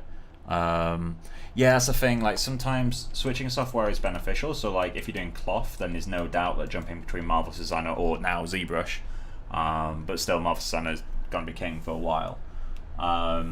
There's no doubt that jumping software in that sort of case is beneficial, because it's night and day the difference between doing cloth in Maya and doing it in MD, dedicated software. But when it comes to painting maps, the difference isn't that big. So is it worth the downtime? Because technically I could be painting all these maps in Mari. But yeah, like, definitely you gotta have a really nice God, all those sirens outside doing wonders for my headache. Don't know why they're not pulling forward. I guess it's this guy. Let's just relax him a little bit. Just do that. There we go. So, we're not able to increase the density there. Is clumping doing that? Yeah, clump 2 is doing it.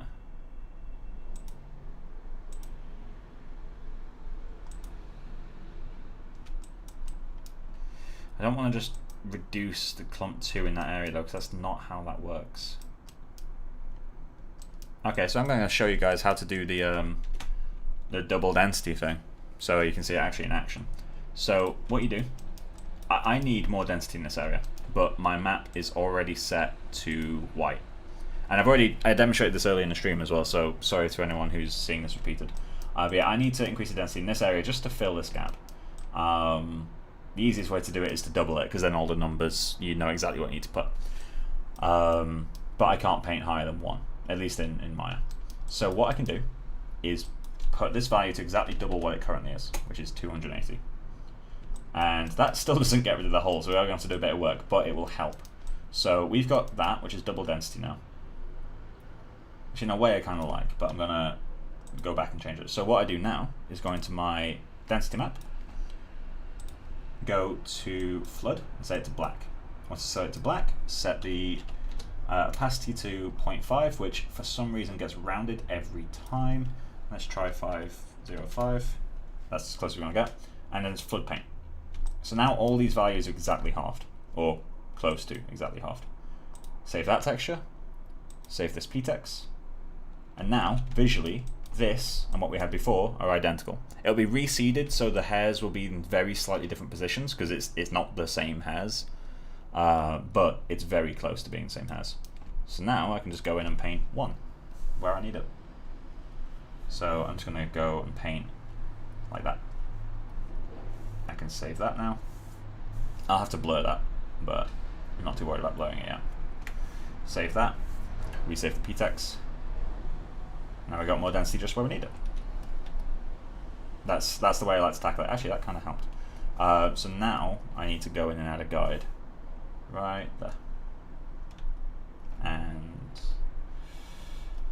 now I need to check the reference. Which way should that go? So that'll be here, which it needs to go that way very violently, which my guides aren't currently doing, so that means my guides are wrong. So just I'm gonna take it forward, lift it up so it's not intersecting, and then let's just snap it into place. Do something like that. And then we'll kind of massage it around and make it a nice shape. But yeah, that doubling density thing is a lifesaver sometimes. So it means you're not changing the look of your groom, but you kind of are. Like, you're able to get whatever control you need. I'm going to get rid of that guide and replace it with one that's placed a bit differently. Is that red or is it? That is red. Let's adjust that. So you need to be pink. So let's just do this.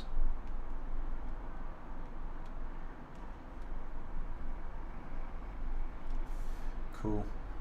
Save textures. I'm going to remember this point on the screen. In fact, I'm literally going to put my finger on the screen. So save this texture, save you. I'm going to add a guide exactly at that corner. Cool. So now I can get rid of this guide, which I don't overly like. I can get rid of this guide because the one next to him is going to do all the work. And then I can just bend this guy over to the left. And we're going to need more guides in this area in general, but that gives us a little bit more control. So let's just go like that. And then we're going to need to just give ourselves a little bit of wiggle room here. So we want these to be traveling pretty much straight. We're going to want the same on the other side too, but I'm not going to worry about that too much yet. Let's just do that. Cool. Do the same with you as well. So even though this isn't technically what the ref will be doing, it's going to help us with that parting issue if we just angle them very slightly towards each other.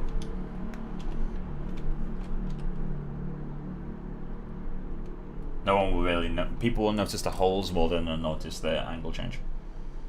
And that's important. So, show the groom. And there we go, we got rid of that horrible hole. And we need to regenerate our clumps. So, modifiers, clump 1, reset to guide, or I don't believe it is. Oh, it is. Alright, so set you to guide.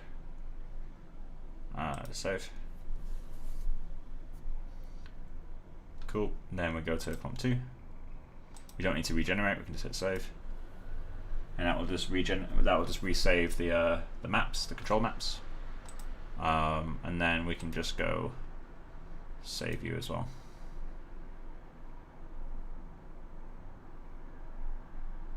There we go.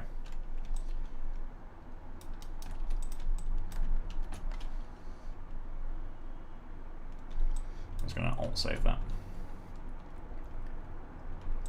Cool. So, let's do another quick test render and see how that's looking from the front. Again, I'm only really caring right now about the about this section. I also need to re-limit Maya because it's going to use 100% of the CPU, and that's never the best. Set affinity.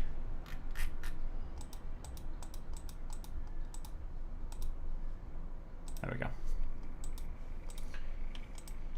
So it's not actually updated yet.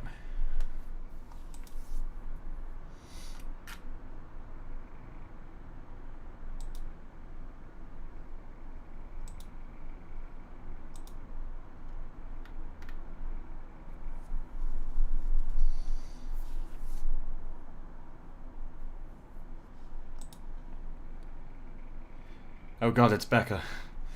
Oh no.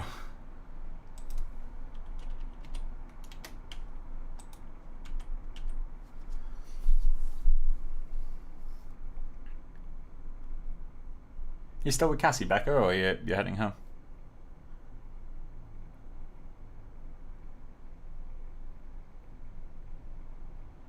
So can I reply to your Wix mail, or do I need to use the contact form? Yeah, I mean, if I've already emailed you before, you can just reply to that directly. Or you can reply on Wix again. It's up to you.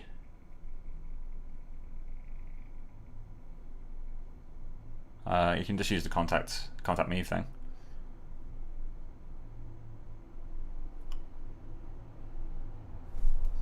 So, how's that feeling in response? Not in response. Yeah, it's feeling a lot better. Not perfect, but better, and that's sometimes all we need. That parting's not in the right place, but I have a fear that I can't get it in the right place because of the skull difference.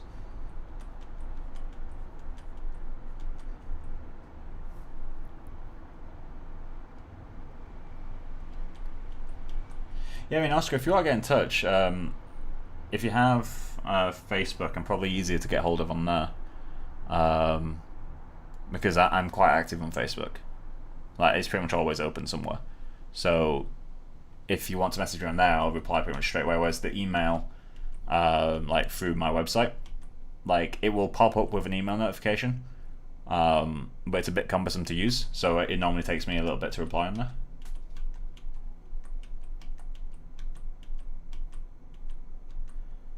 So let's re-render this section. I'm wondering how this section is doing. We need small clumps over there, that's for sure. I just need to pull the hairline further forward still. Just here. See how it reaches my mouse?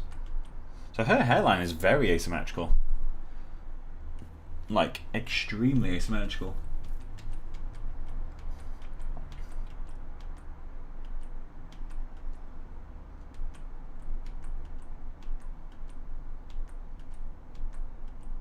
Still don't know how I'm going to figure out this area, because that's partially because of the skull width.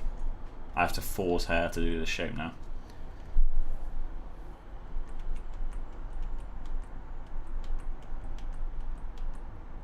I just need to pull this section of the eye down just a tiny bit.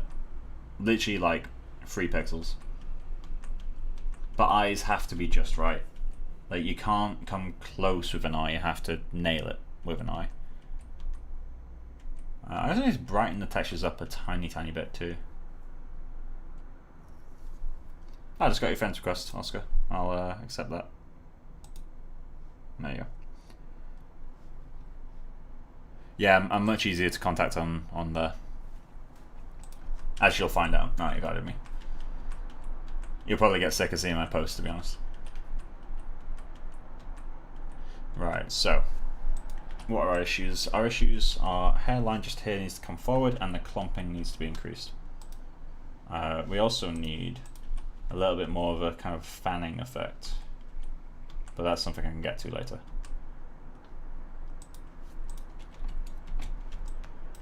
Basically, these need to be pulled back quicker. So let's grab both of these and you. Grab you and just go whoop. Something like that will do. There we go. So this hairline needs to be pulled forward a little bit. How far forward? I just need to bridge here to there. It should just be like a straight line almost. So I need to draw a line from like there to there in my density. Which is not far off doing. color pick. Let's be careful. What's the value? Okay, I'm going to set that to 0.1. Just draw a straight line across. That line, that's actually too low value. So let's set that to 0.2. There we go. Let's draw a straight line across there. Although it's going to be counting that bit, isn't it? So let's just do that. Save textures. Save ptex. Why are you not coming out?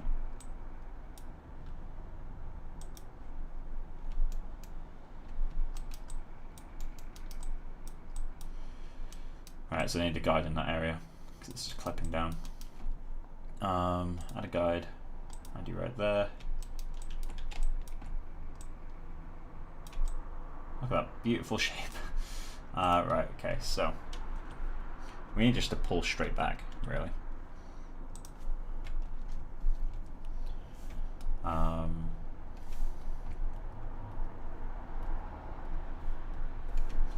let's do something like that. Oh, you're in the wrong area, I think. I mean, no, it's not. I intentionally did that. I forgot about that. I'm gonna have it cross over the other guides. I think that'll look quite interesting. It'll be like a top layer. I'm not convinced it should actually be that long, but we'll get to that. When I render from a side angle, we'll probably see immediately like, oh, that's completely wrong. I'm also going to have these follow that a bit more strictly. Let's get the shape of this guy right first. Something like that feels interesting. Remember that S-shape discussion we had the other day? This is where the obsession comes in. I'm making sure to get that curve because it will feel, in my general artistic taste, that will feel much more beautiful.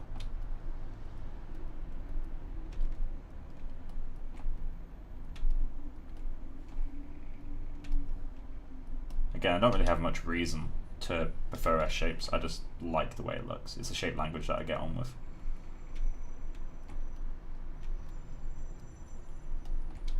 So we're just going to do the same with you, and then maybe these all shouldn't cross over, but we'll see. In fact, yeah, let's have him drop out. Do that. Although it doesn't make sense for him to drop out. We'll see. Let's just do that, because that looks quite chaotic in the guides, but not in a nice way, so we'll have to see if that's working or not. So, don't like that at all. We also need some more guide work down here. So let's get you. And fix you.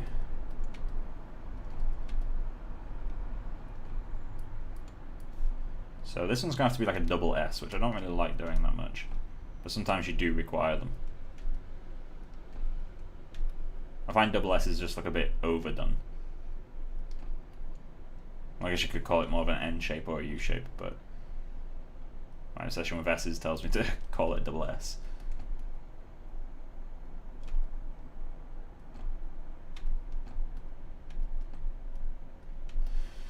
So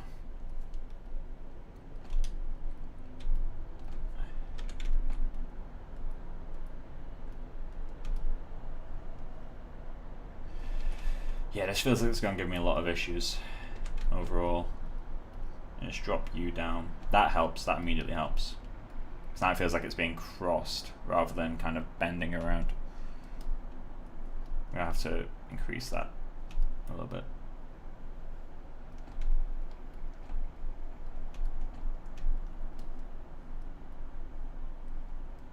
That's feeling pretty gross. That's feeling better. Alright, so this guy down here is going to give me issues. Let's fix him actually. Again, nothing technically wrong with him, but I sometimes just don't want it to cross in a realistic way. You can slouch down a bit. That will help with that tangent. There we go. See, when I'm doing guides like this, I'm looking at it purely as a drawing, almost. I'm not really thinking of it as hair. I'm thinking, okay, do these lines look good together? Because the hair is going to follow those lines, and if the basic lines don't look good together, then the hair will never look good together. unless you're incredibly lucky and the clump noise has kind of pulled something out that fixes it. But I like to think of this stuff as drawing, like how would I do the flowy lines. I love how this looks without the hairline groom. It's kind of funny. I got mentioned in a comment somewhere. Let's check that out. That looks a lot more interesting.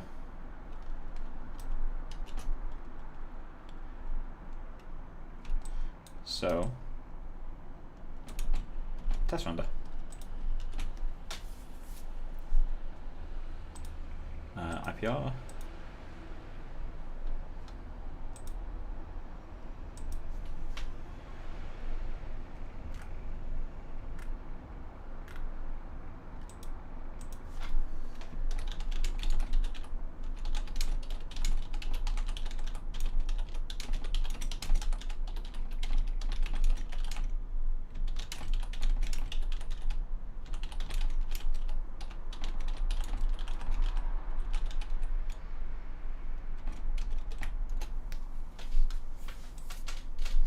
Literally just got tagged in a post of the new ZBrush update saying, too bad just bought Marvelous Designer. So fuck's sake.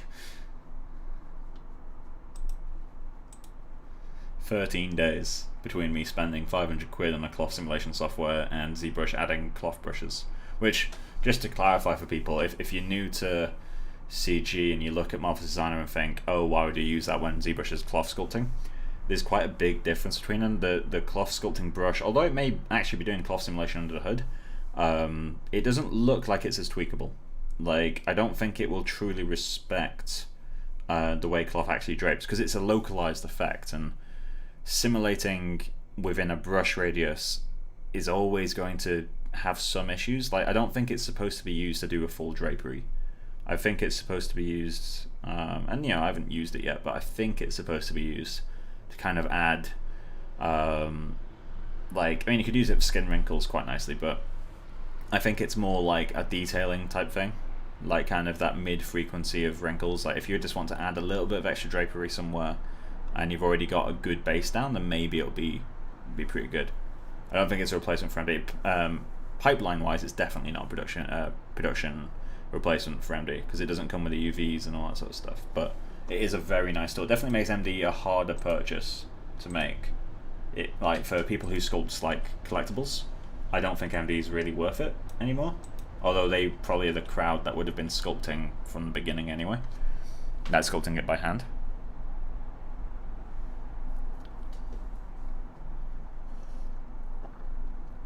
Oscar, you was actually right with the first one. Red is pronounced read and red.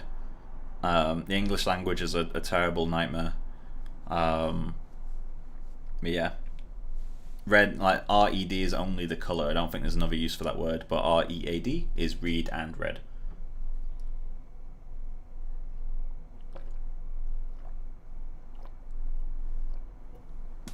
Our language depends quite a lot on context of the sentence. Not as much as some languages do. Like I remember my granddad is Welsh, and he told me how the letter I has, I think it was 7 different definitions in Welsh. Just the one letter I has 7 different definitions, and I was just like, this is why I will never learn the language of my grandfather. Although he speaks English, I don't think he speaks much Welsh at all, but still. I can barely speak English. I think adding another language to that won't help. Right, so that's working a lot better. That looks a lot more interesting. Let's compare it to, yeah, that's an improvement.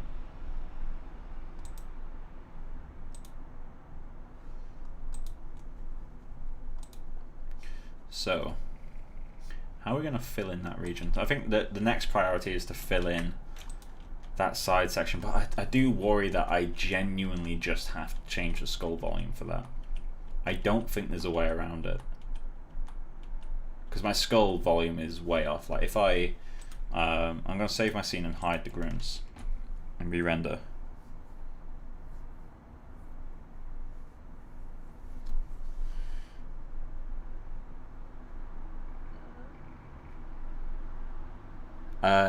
Yeah, Oscar, so one of my favorite sentences, and this is a real sentence in English, is so it's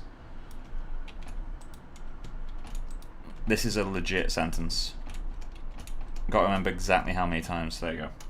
So buffalo 7 times in a row is a functioning sentence in English, because buffalo has 3 different potential meanings. So there's Buffalo, the city in America, or is it a city, or is it? I don't know what it is, but it's the place in America, Buffalo. Then there's the animal, buffalo, and then there's the verb buffalo, which is to bully. So if you had Buffalo from the city Buffalo bullying buffaloes from the city Buffalo, it's like it only works if you've got exactly 7 of that word. Like, I don't know this because I'm some genius at English. I barely speak it properly. It's because it was on QI, which is like a British quiz show. But buffalo exactly 7 times is a functioning sentence in English, which most English people don't understand anyway. So it's like, it's kind of technically functioning. Let me quickly search it, because while I'm rendering, I may as well show it on screen. Because someone writes up the meaning of it, like what does it actually mean? So where is it?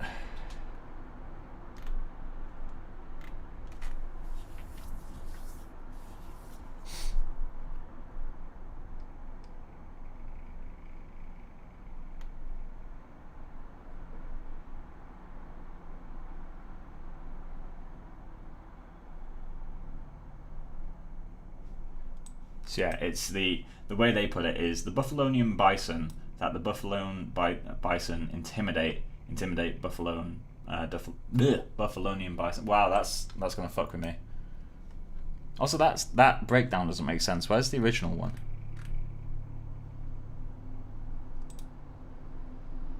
Either way, terrible sentence, but functioning, and I hate it. There's another similar sentence in Spanish that one of my friends sent me a while ago, but I can't remember that one off the top of my head. So yeah, here's our problem with the skull volume: is the skull seems to end about here in the ref, but it ends a bit short of that in the actual model, and that's an issue because the hair volume obviously very much relies on the skull. So it's a massive difficulty to kind of get it to work, because the hair has to travel further up. So if you want vertical lines like this, it's not gonna work as easily, because these are actually matching pretty close in terms of general position. It's just the gap between them, and then the top here is a fair bit off. That's more than the whole mouse cursor off. But the reason it's like this is because from the side view is already too big, and I didn't fully trust that front view. Although in the end I did actually end up trusting the front view because I bent the ears into place. But still. So I'm going to delete that render now.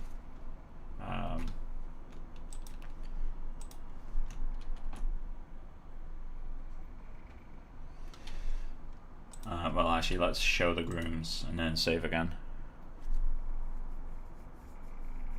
Does anyone else in the chat know of any stupid language things, like sentences that function that shouldn't? Because that buffalo times 7, whatever, is the only one I actually know of off the top of my head. Right, so we got that. What's the next bit to work on? I guess this bit. So we need this to come straight across, which is actually probably why that's not working. So let's just have all this hair bend to go to the middle. We'll see if we can force the shape from this view. So grab you, and all I'm going to do is do this.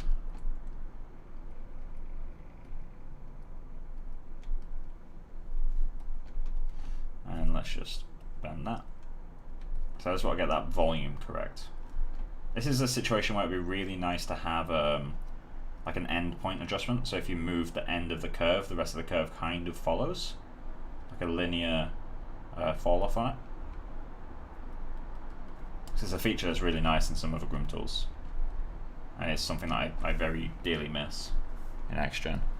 Although there's probably a way to do it. There's probably a script out there someone's written that does it, but I'd rather not download scripts or everything. I'd rather the tools just have them.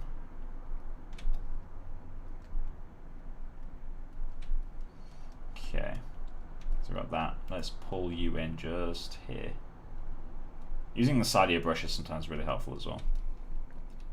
I guess the exact same thing applies to painting and drawing as well. Using the side of a pencil lead is a really nice technique for shading.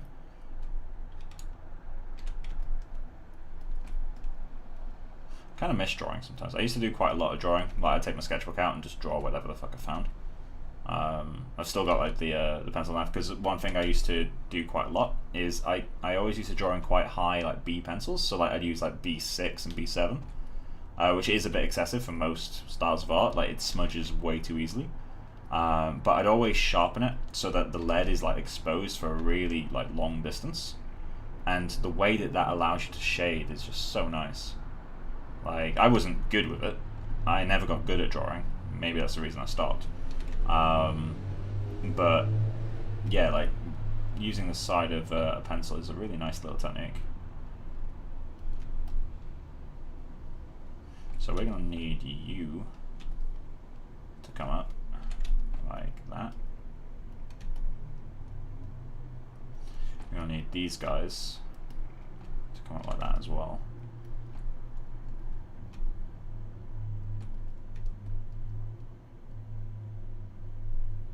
And we're gonna need you to come way out. I think I'm gonna need to pull some of these up to have them curl more up, or have them start curling earlier, I guess would be a better way, because that could make sense with this. In fact, actually, maybe they're tucking into these braids. Maybe they're just loosely hanging, but eventually getting pulled in anyway. Although that wouldn't make much sense in terms of actually doing the braids. Like, I don't know how you'd grab the hair to do a braid like that.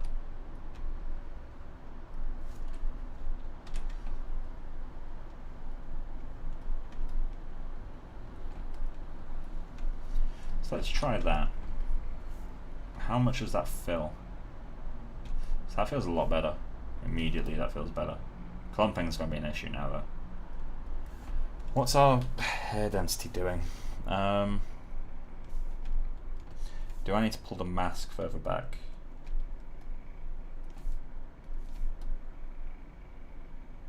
Or do I need to pull the density up as it goes in? In fact, yeah, that would make sense, wouldn't it? The density should go up as it goes in. So, let's go to a value of 0.5. I'll have to do all the same stuff on the other side, I think. So my voice is really croaky today.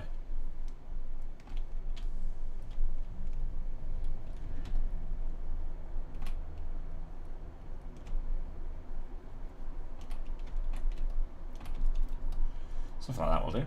Save texture. Save you.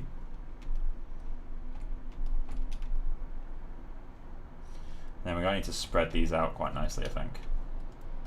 So you should go up quite soon. Let me do a test render just so I can kind of see where this stuff should be going. Maybe the density just needs to be higher, like a lot higher than I'm giving it credit for. Maybe it should, like, past a certain point just be really dense. Because the hairline would be more like that. Yeah, that's the problem. Is that set to 0.5 or is it set to 0.5? Let's continue that down like that, because that's what the hairline would do, right? Is it would continue down from these.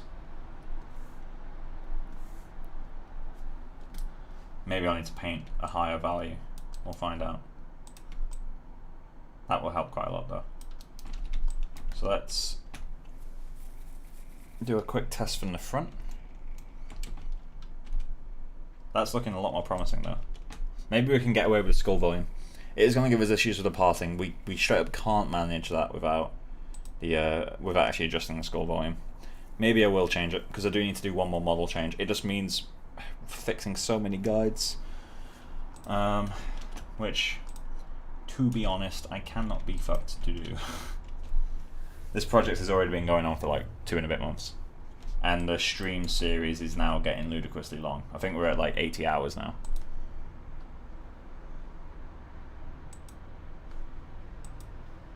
Granted, 80 hours of 70% rambling, 10% embarrassing myself, 15% banter, poor banter, and 5% actual knowing what I'm doing. I think that all added up to 100. Hope it did. Otherwise, that's another part of the 10% embarrassing myself.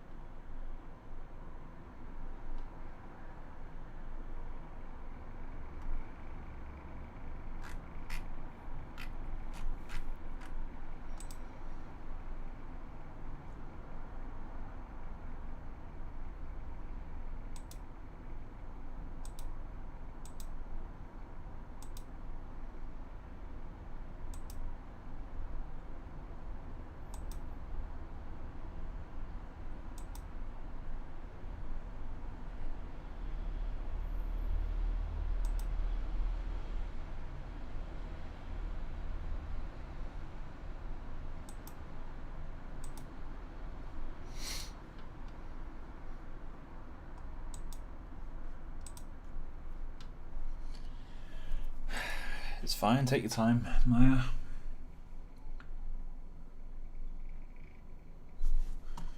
Let's move this primary while we're at it.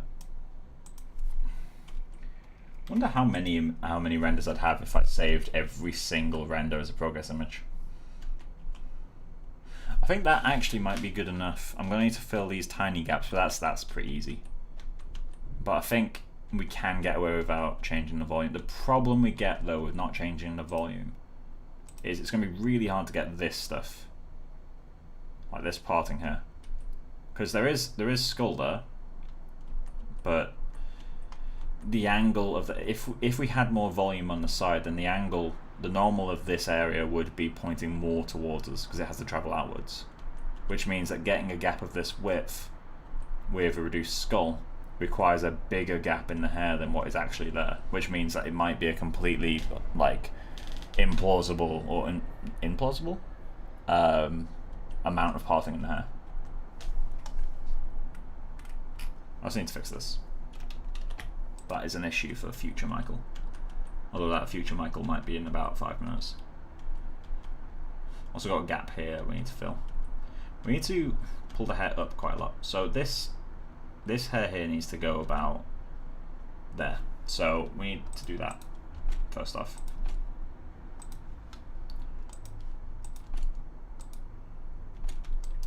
So you need to go up there. So that's completely off. Kind of disappointingly off, to be honest. Hopefully this doesn't break too much. So let's just go like that.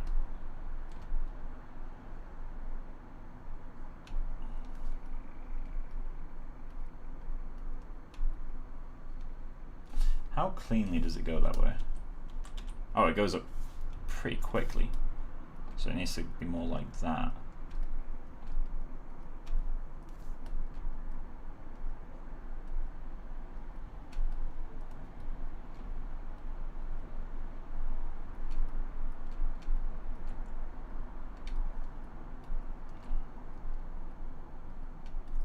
So that might look fine on its own, but I'm going to adjust the guides all around it. That guide is too short, isn't he? Let's scale him up. And then adjust him to compensate.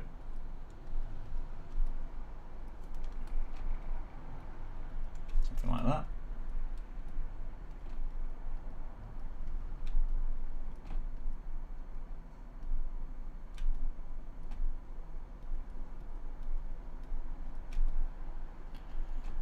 Let's kink it up a little bit. Don't know why it's not letting me select any. That's kind of weird. Let's just use a smaller brush.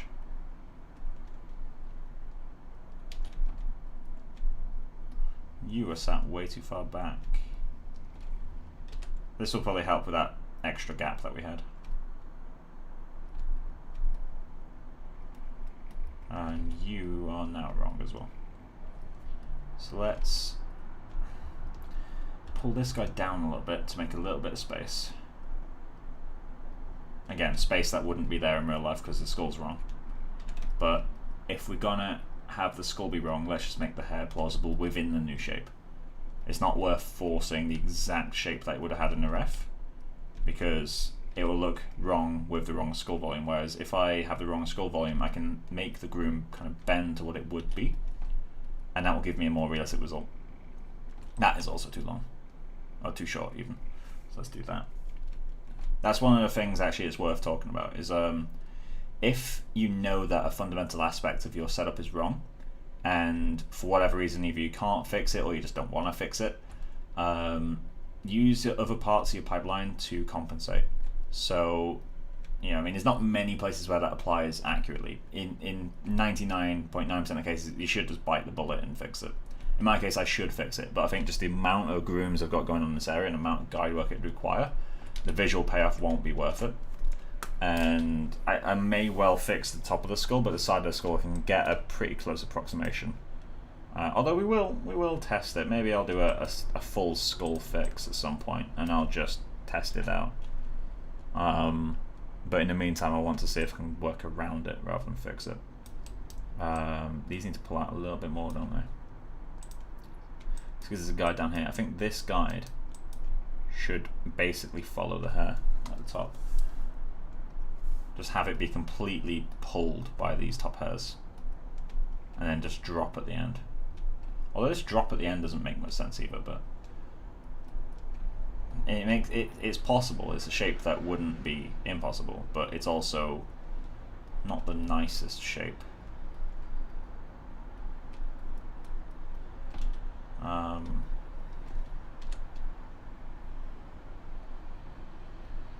Come on. There's an inaccessible point here. Let me try normalizing it. Weird. Maybe there's something blocking it.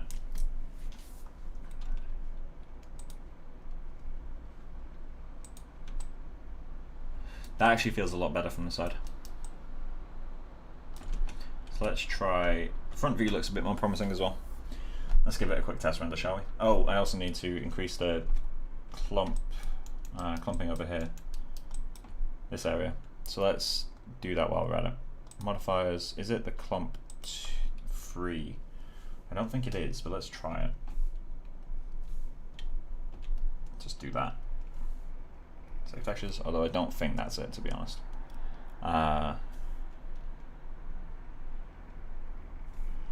Okay, then let's go to you. And oh, you don't have a map. Okay, so it's not that then. Okay, well, let's see if that's helped.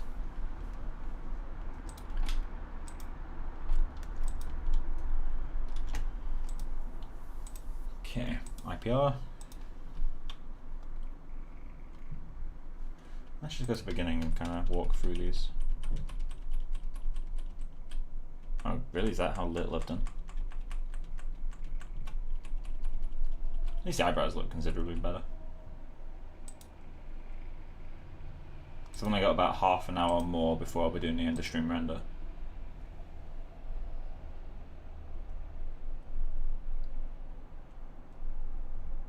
Oscar, just seen your Facebook message. I'll reply at the end of the stream if that's okay. Just because I know that if you're sending it over Facebook, when you could have sent it through the comments, then you probably don't want it read out. So I'll avoid doing that for you.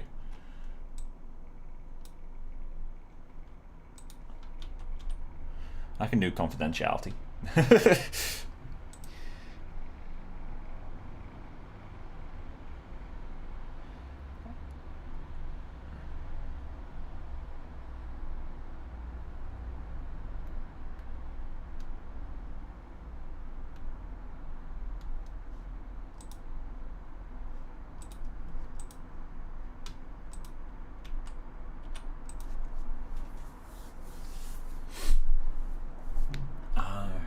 Come on, do your thing. I'm gonna go. Right, I'm gonna mute my microphone. If my camera starts moving and I haven't started speaking yet, immediately put in the chat that I'm muted because I accidentally stayed muted for way too long in the last stream. But yeah, I'm just gonna go get a drink and go to the toilet. 1 sec.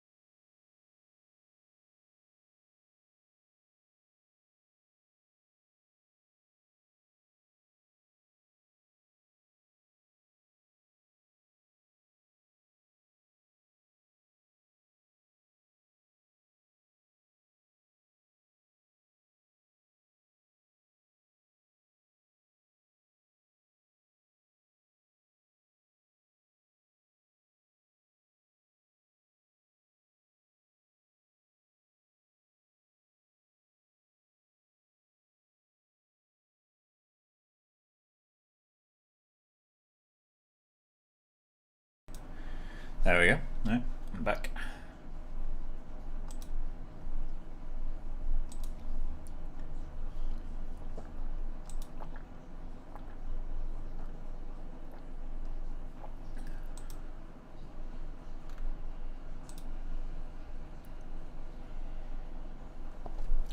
Right.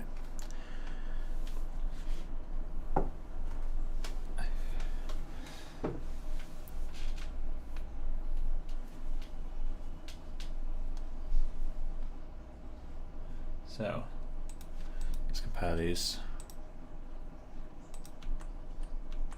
Is my audio back? Can someone confirm that in chat, please? Because I've changed OBS to unmute, but I don't know if it's worked. I still don't entirely trust it, partially because I've fucked it up so many times. That helps with that quite a lot. So now we need to fill this bottom section, right? Need to add a little bit more volume. We need to part these out quite a bit.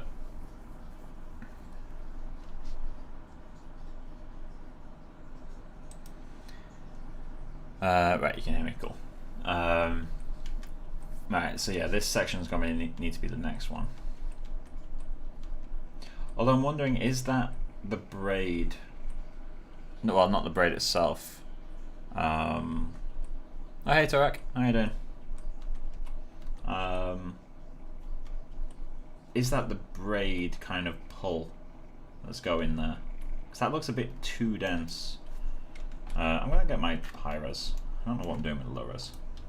So, not progression images. I guess I have to go through progression images. Stumbling over more words. Let's just drag you to the top because I want you out of the way. This hair may be pulled into a braid. You can kind of see a little divot. That might be it rolling over. So I'm going to check that out as a possibility. Yeah, I could have the braid pull from a little bit lower.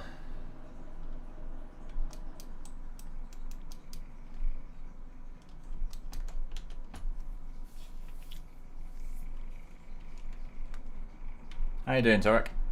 Am I pronouncing your name correctly, Torek? Or is it something else? I'm pretty awful at pronouncing names. I'm also pretty awful at remembering them sometimes. Let's do braid root.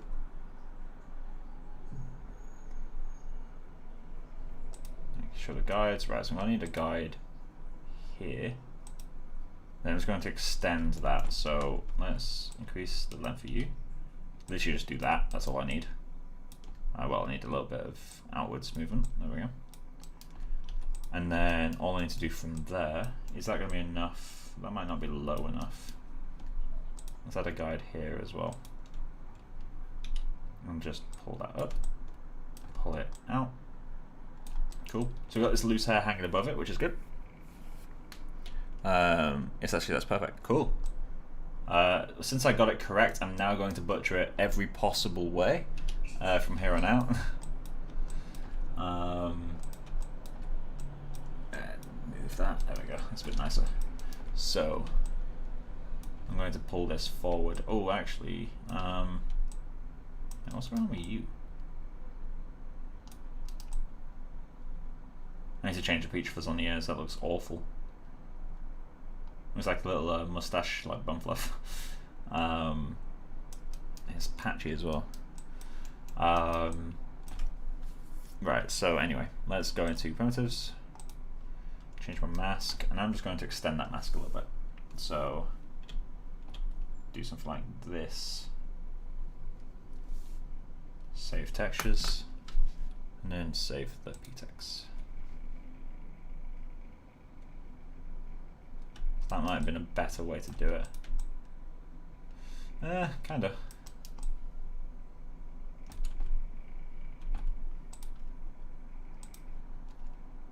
Looks closer. That might be okay.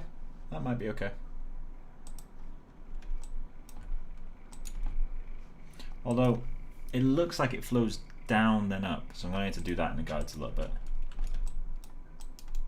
It's a sort of like imperceptible thing I've used that word a lot tonight. But it's that sort of like tiny little detail that actually makes a difference. So just doing that will make the hair feel like it's drooping. And that might make the hair feel like it's got a bit more weight, which will make it feel a little bit more embedded, blah, blah, blah, blah, blah. Weight equals good.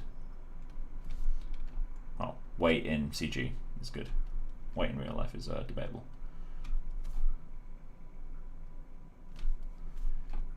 Let's just droop these a little bit. The brush is reacting really strangely. Like the fall off just doesn't seem like, look at that. That's clearly in my brush. So something's going on with these guides.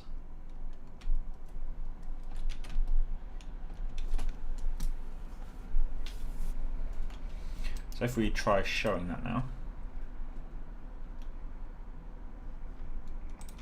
that'll just feel like it's dropping a little bit. There we go. That'll feel so much nicer in the render. It'd be very subtle, but if someone has to focus there, they'd be like, "Oh yeah, that's something." Right, so I just need to fix these guys now. I'm just gonna do that with a rotation. No need to be fancy here. Where are you coming from?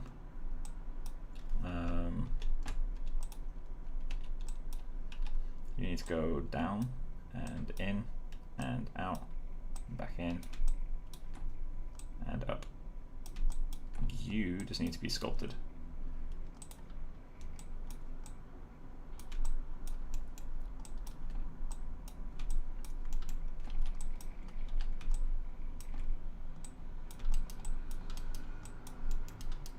And you as well. There we go. And you, why not?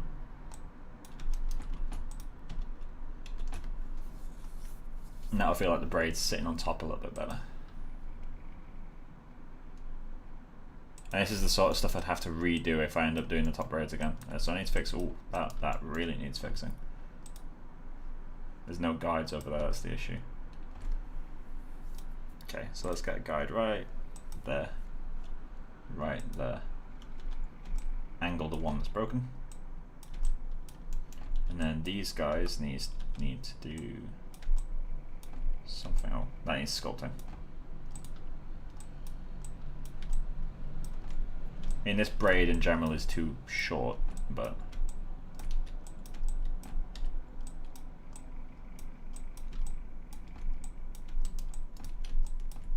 also got the issue of I really kind of love these stray clumps. That they're broken. It's the region map not doing its job, but I kind of dig them.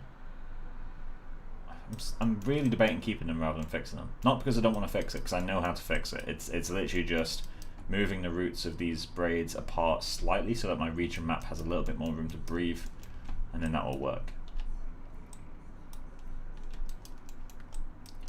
So let's fix this.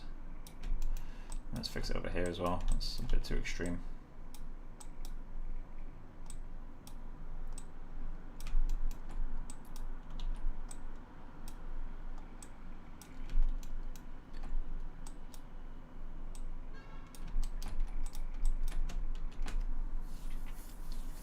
This red's going to be an issue. Let's fix that while I'm at it.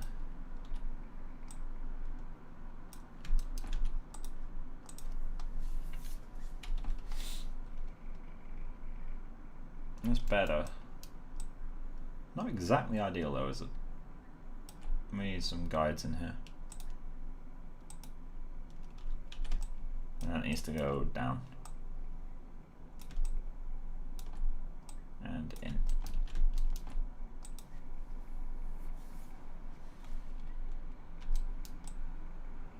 Better, but still not quite right. I don't know what this stuff is. And what room is that coming from? Coming from here. Is that just an area that doesn't have a guide? Let's hide every other groom and show this one again. Oh, is that the green? Yeah, that's the green. Let's literally just add a guide right there and do that. And then this is so messy back here, but it's all inside a bun, so it doesn't really matter.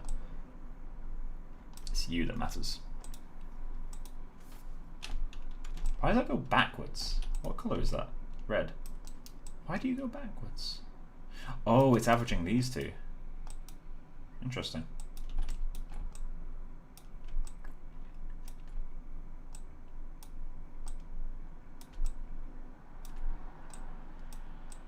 There we go. Doesn't need to be nice, just needs to hide.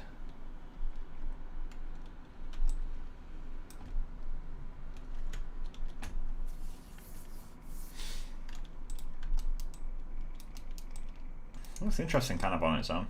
Obviously, apart from back here.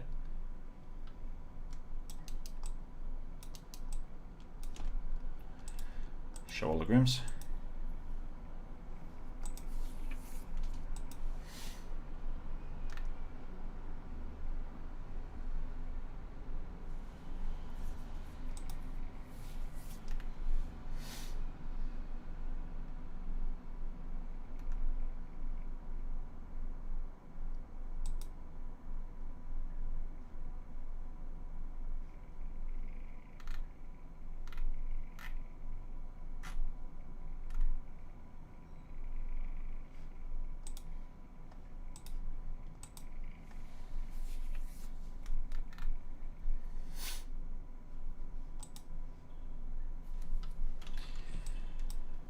Cool. So that's a lot better. Got a bold patch here now though. We're just replacing issues with other slightly smaller issues.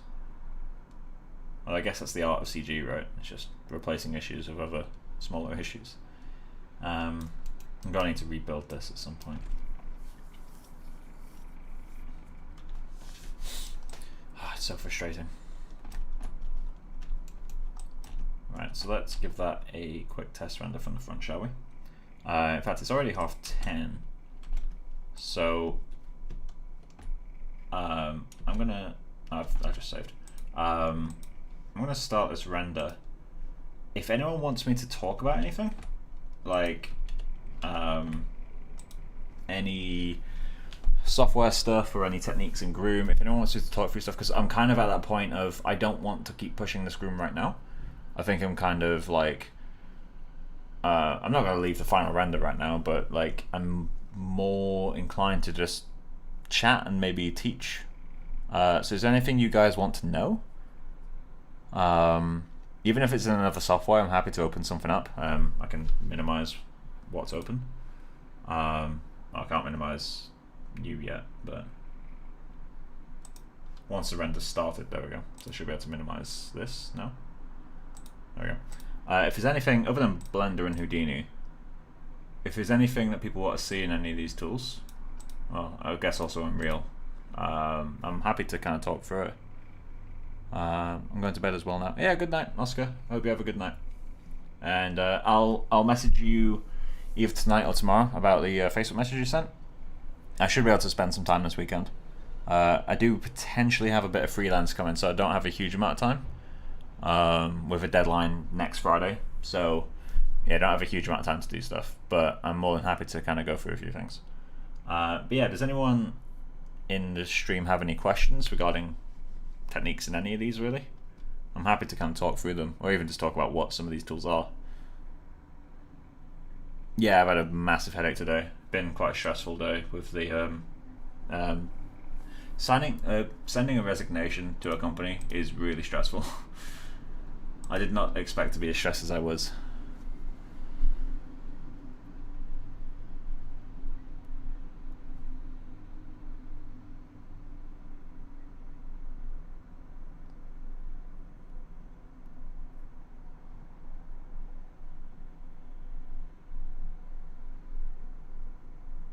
Make a beanie in Marvelous Designer. I can give it a crack. Fuck it, why not? That means today's stream will go on a little bit longer. But I'm happy to go through it. Fuck it, let's do it. That does mean the stream will go to like 11:30, but I'm chill with that. I can just leave a render going in the background. Not right now though. Marvelous Designer time. I'm by no means an expert. Do not quote me as the correct way to do things, because chances are it is not the correct way to do things. I will skip you for now. Download it later.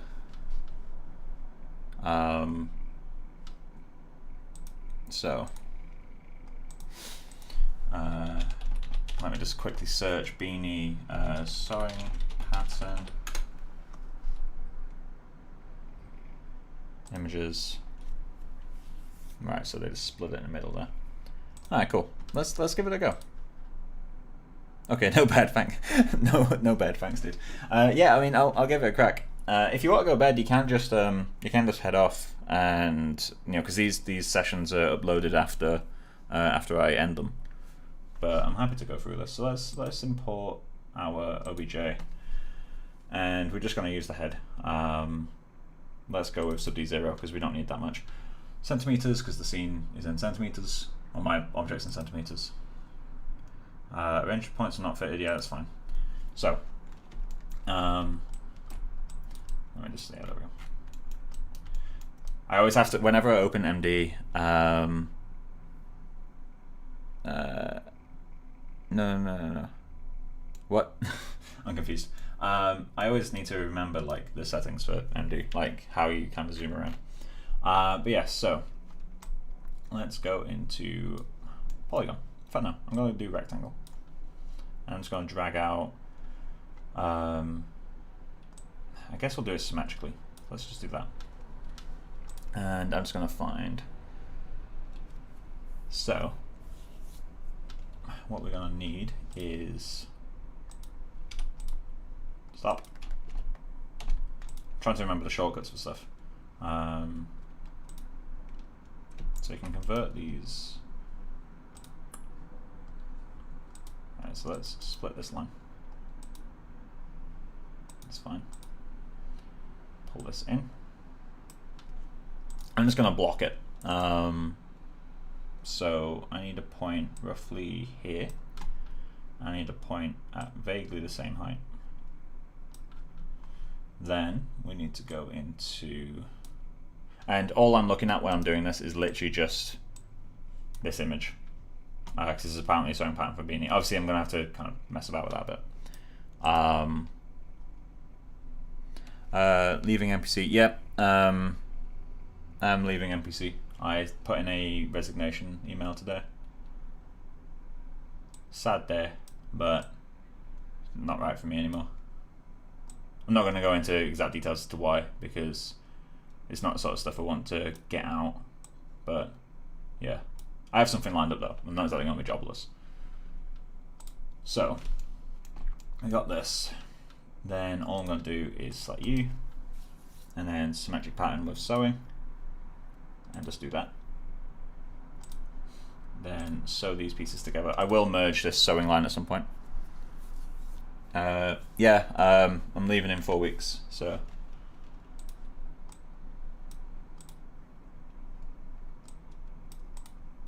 I have a pretty cool thing lined up though. I'm pretty excited. We need to angle these a bit less, so let's just do that, and then let's edit the curve points. So what is the shortcut for curve points? I always forget it. Edit curve point V, right? Okay.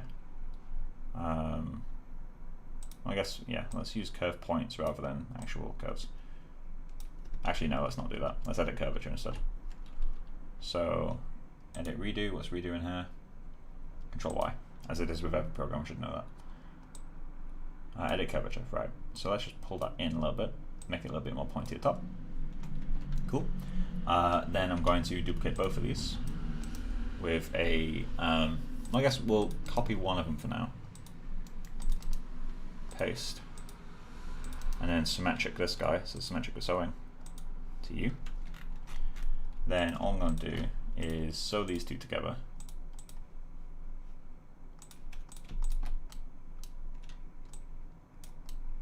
And let's just, do I have double-sided on? I have it set to render thick. Alright, so that's a render thin surface, so we can see the normals. So we see which side's back, which side's front. But yeah, first time for you to pop it on the head. Oh yeah, it would be hilarious. Yeah, it would be great. But yeah, so let's grab these guys and flip normal, and that will. You can't see it in here because it's symmetrical, but that would have basically flipped these around. So the left side becomes the right side. And so now what we can do is sew in the 3D, segment sew this guy, and segment sew these two together, segment sew these two together, and segment sew these two together. And this is going to be completely the wrong scale.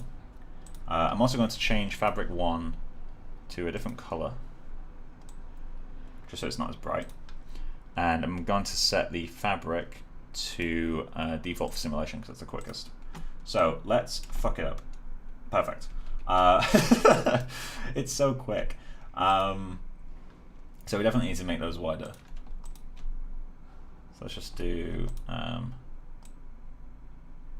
that. And I'm going to pull these closer together as well. That was beautiful. Really love that. What I'll be doing is, once I'm happy with the general shaping of these, I'm going to merge these middle sewing. Preset lever. Well, I always like to use default for simulation. Perfect. I always like to use default for simulation, just because that will. So I didn't get a Pope hat in this case, but I did get something interesting. I'm also going to need a little bit higher, well, lower particle distance. So let's go to 10. So this is caused by having too much fabric, for sure. So let's just grab you and pull them down. Okay, continue to pull those down. And we're going to do the same on the front and back as well, aren't we? Maybe I've gone too far. Let's undo that. So let's grab you and you and you. There's the Pope hat coming.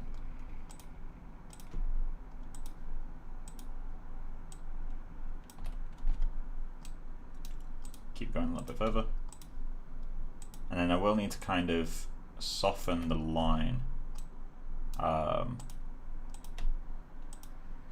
This needs to be a lot shorter than I expected.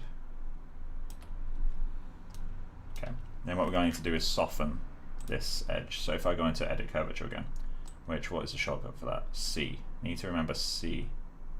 Just straighten that out a little bit. That'll help get rid of the corner. And then obviously if I show this as transparent, it's way too much. So we're just going to grab that top point, which actually I'm going to fix this as well. That's too much fabric. Oh, I should probably change the thickness collision as well, right? Oh, let's change these two.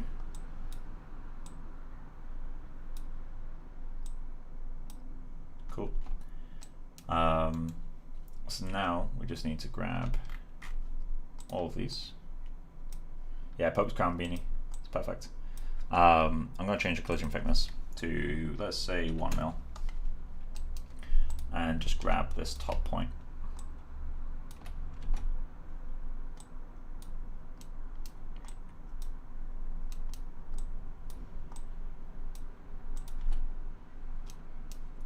Let's replace that. So I'm just replacing that with a normal crown.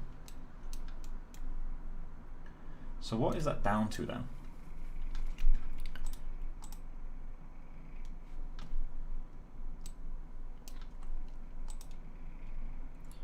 Because that technically is wider than I've got.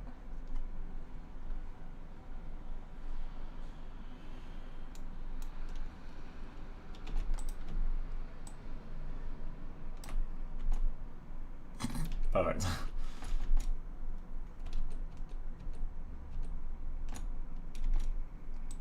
Pull down.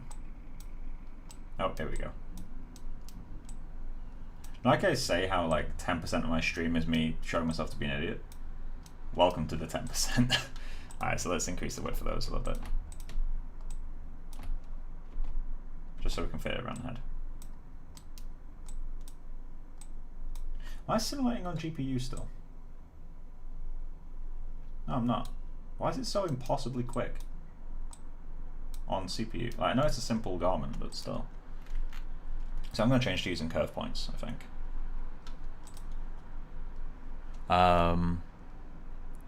It's absolute. It is absolutely correct if you make the garment out of real. Alright. Yeah, weird. So, we need to go into curve points. What am I doing? Edit curve point. Just do something like that. And then this needs to be a little bit more sharp. And then we can reduce this in. Why is the curve point not following? Is it because I held control? No.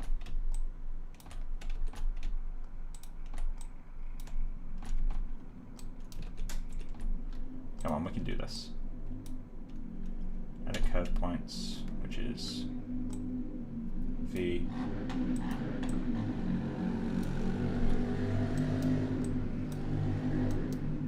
Yeah, because when you fix one problem, it immediately breaks the other.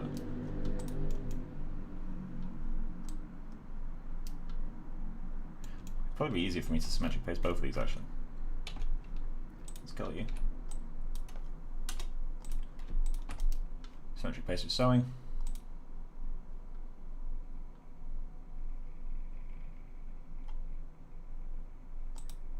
No? Oh, because it's already symmetric, for fuck's sake. Okay, so instance pattern. And then symmetric U with sewing. Which I can't do. Oh, that's a shame. Okay, so let's instance U. And then we're just going to have to sew those together.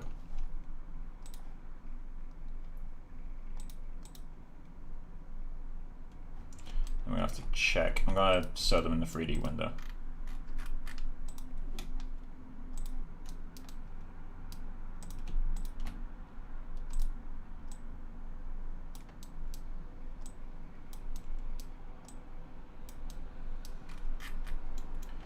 Okay, so sew you in here. Let's give this a go.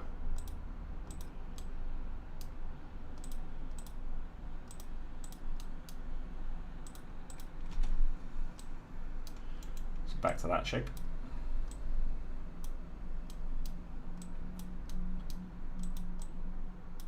How much stress is this under right now? Where's the stress? That's under too much stress. Okay, so we need to make it wider.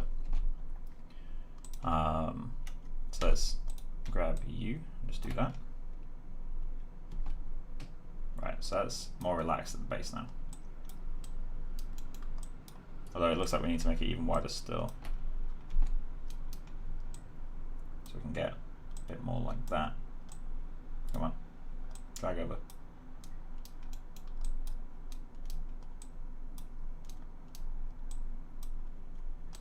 It's weird how it pulls in so quickly, although I guess it is because of that.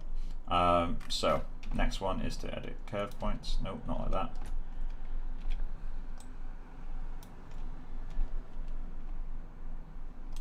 And I guess we need to pull you down.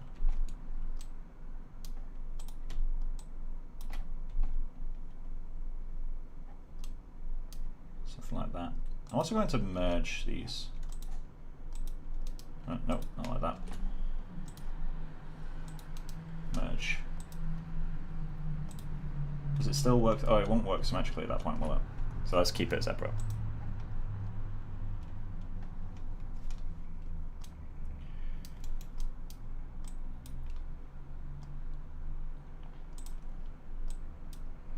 So you are there. So you need to do volume reducing.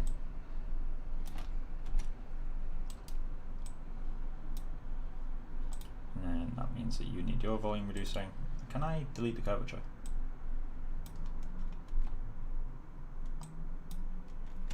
Wait, what? It's kind of funny.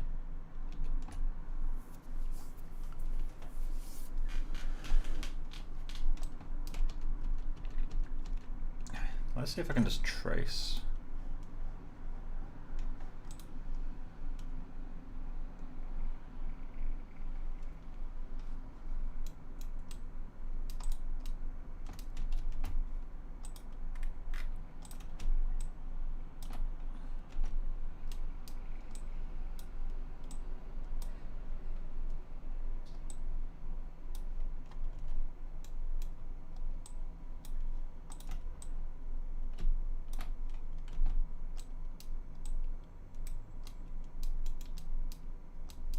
so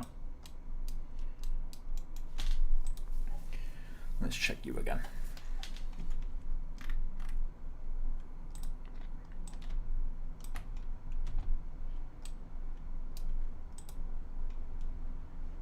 So let's try curvature again. What happens if I do that?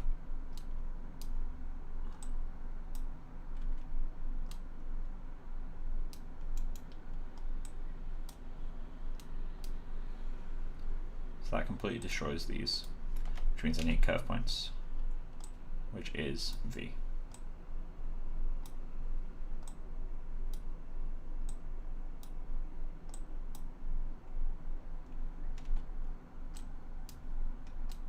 What the fuck? There we go.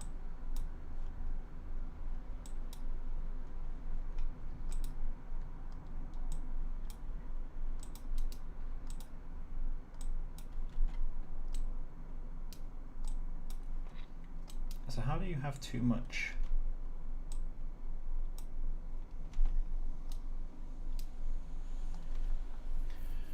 Why are you like this?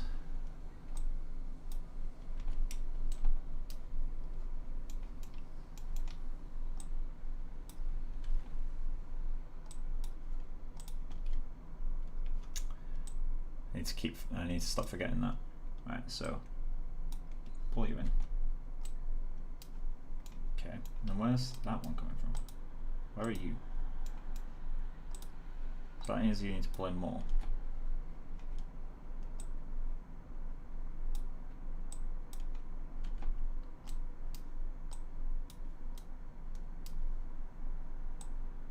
Nope, that's not what I want.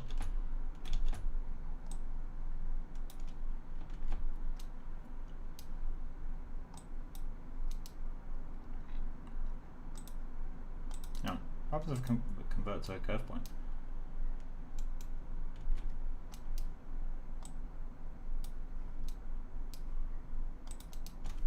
Can I convert all these curve points?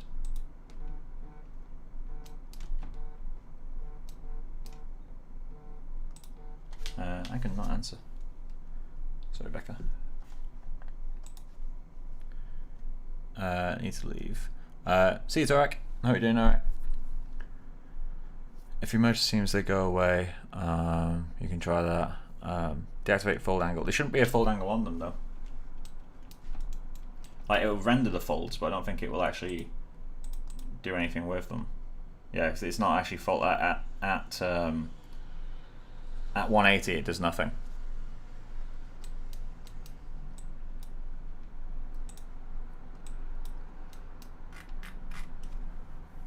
In terms of your issue with folding it, technically, all you have to do for that is add a internal line. So let's go into U, internal line. Let's cut straight across U. Get something like that. And then what we can do is apply a fold angle to this. Technically you should do it with multiple lines, so I'm going to do that.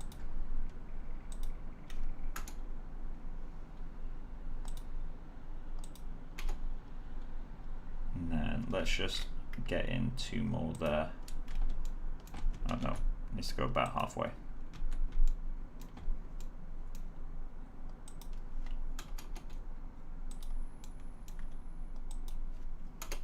So then what you can do is select all those guys. Not like that. Nope, come on. Apply a fold angle to these. Wrong way.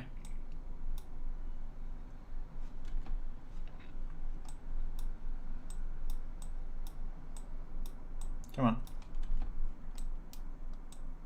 Fold. No? Don't want to fold?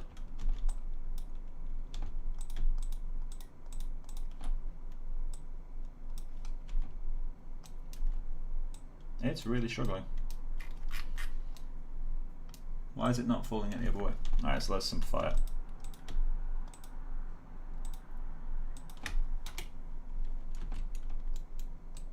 Right, so let's give it a bit more polygon to play with. In fact, no, we really should keep that. I just need to find out why it's only going that way. Maybe we need to give it a bit more width.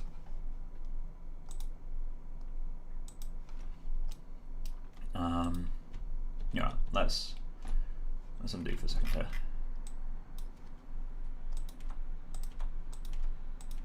So there is a rotate tool in here somewhere. There it is. Let's just force it. No.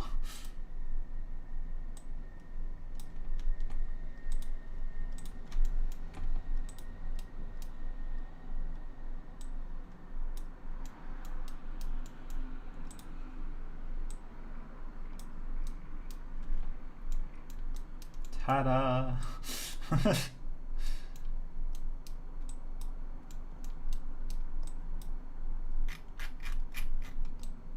So then it's just a case of bringing both this and this down.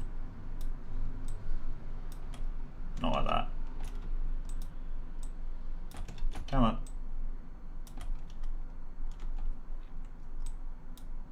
There you go. So it's just a case then of figuring out how the fuck do I get rid of this stuff. Because that's a very weird looking pattern. I wouldn't invert the normal. I'd probably keep it low. If anything, just do thickness rendering. Give it an increased rendering thickness. So thickness at rendering, set it to the same as the actual sim. In fact, let's go a bit thicker.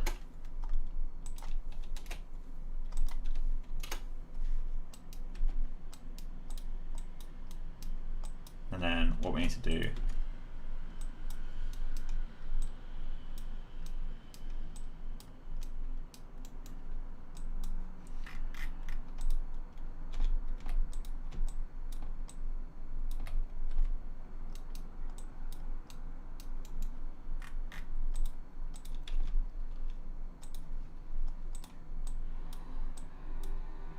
so now I need to figure out what this shape should be.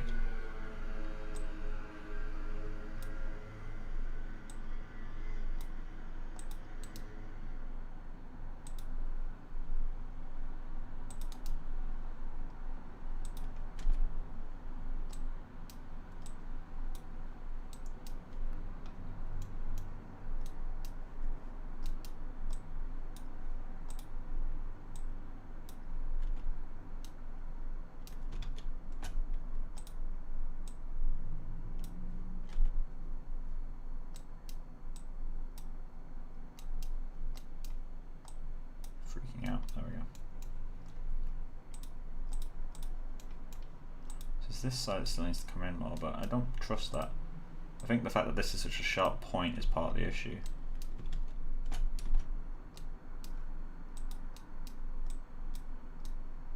But yeah, I mean that's how you do the fold, and that was the bit you were struggling with, right?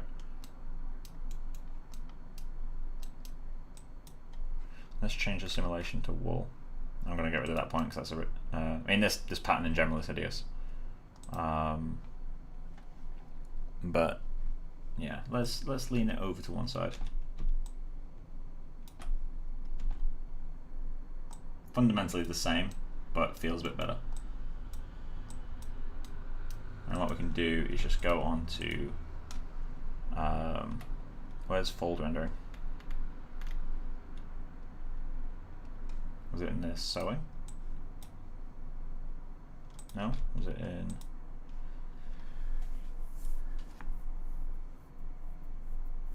nope, curl the top part. What do you mean curl the top part, sorry? Where is fold rendering? I'm also going to change this to wool.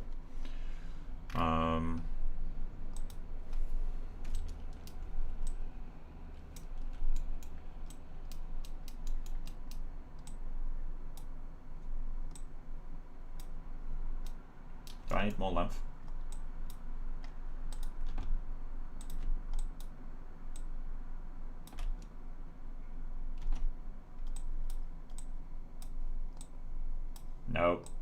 Stop.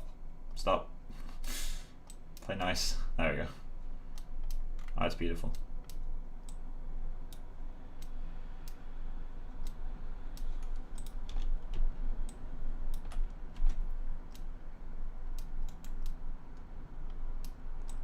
Thickness rendering's a bit much, isn't it?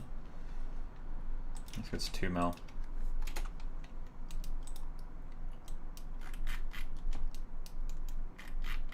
Let's decrease this down to 5. The GPU rendering is so nice. I don't know why you're fucking up. No, don't you dare. Don't you dare.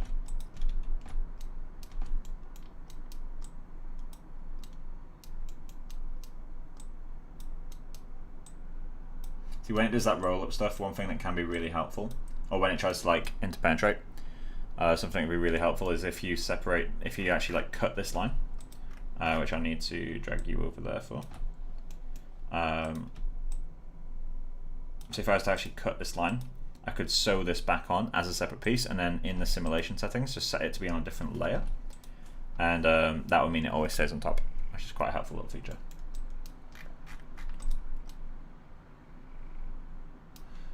Yeah, I need to learn how to get rid of this stuff. Still quite new to Marvelous. I only bought it like less than 2 weeks ago, and I've only used it the once so far. It's something I'm looking forward to developing though. Oh, don't you dare. I'm doing that again. Oh, it's all doing it again.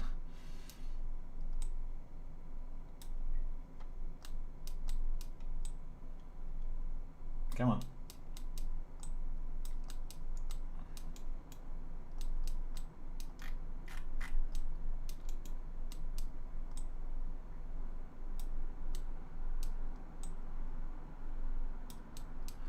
I do love how, like, I think of all the softwares, Marvelous might be one of the most relaxing to use. I feel like I need to give it more width at the bottom. It's really struggling with this.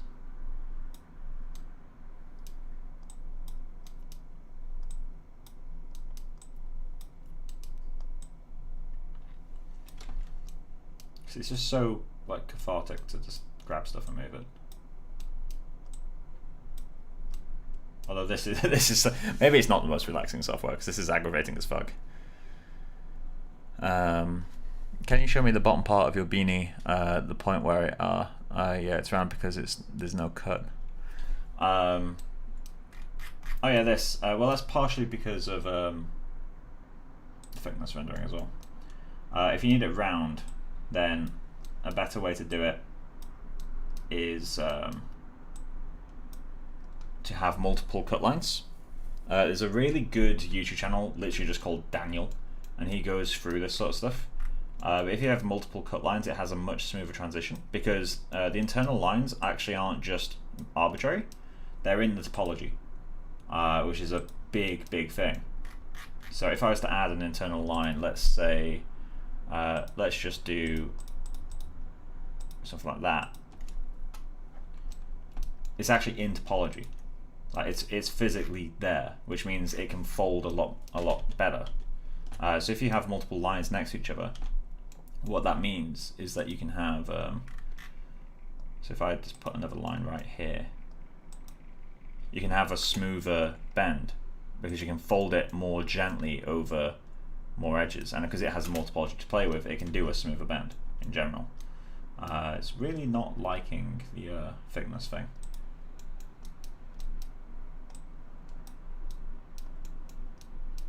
It's really not happy at the back. Why is it so unhappy?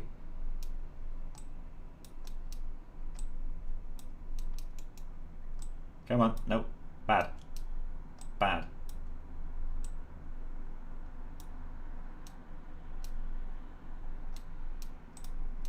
Beautiful. Needs to pull down now.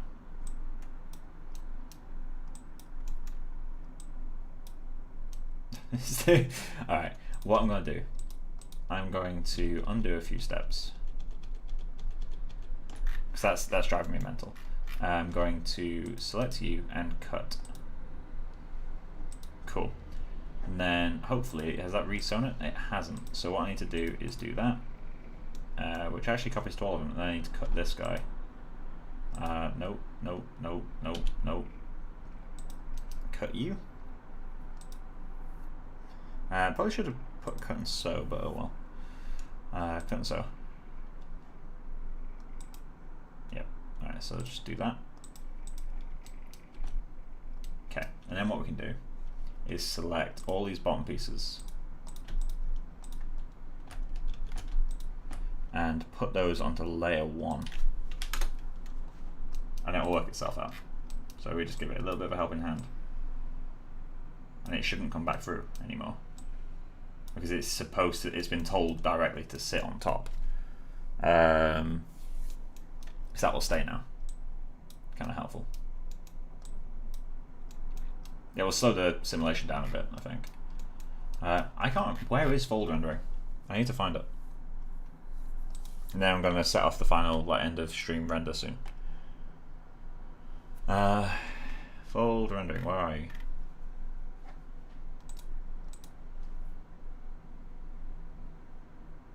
"3D seam line," there we go.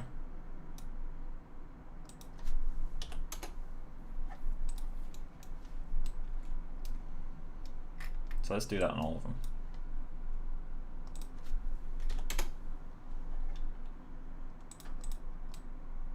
That's better. Still better. But it's better.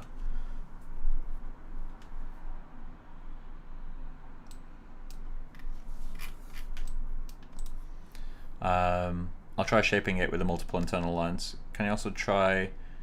The upper? Oh, so you want like this bit to curl inwards, like up here, so it curls back on itself? I can give it a go. So let's do. Oh, right, okay. Right, so you want like this rim kind of curled in. Because it would be, overall, it would be the same technique, I think. We would need to add a internal line again. So let's extend them a little bit. Then these ones at the top aren't going to be, yeah, they're not. So something like that, just to give it a little bit of extra room. And then let's add a internal line again. So we're going to have to do this on each one, annoyingly. But that's fine. I'm not going to worry too much about it being perfect. So what's the distance there? I can't find out. Right, okay, so internal line, roughly the same visually. And then internal line, again, visually, roughly the same. So then we can, for that to roll in and stay below this, but on top of that, we're going to need some more use of layers. So let's select this guy. And this is overcutting, but then once you've cut it, you can sew it all back together and merge it. Like, it's not really an issue if you want like the good EVs. So let's cut all these. Come on. I guess the other side will cut automatically, right? So let's cut that. Cool. And I don't know why I don't click cut and sew every time. But that's fine. Cool. So then this is now going to have to be layer 2, so that layer 1 can slide in between layer 2 and layer 0. So let's set you to layer, oh, you are still layer 1.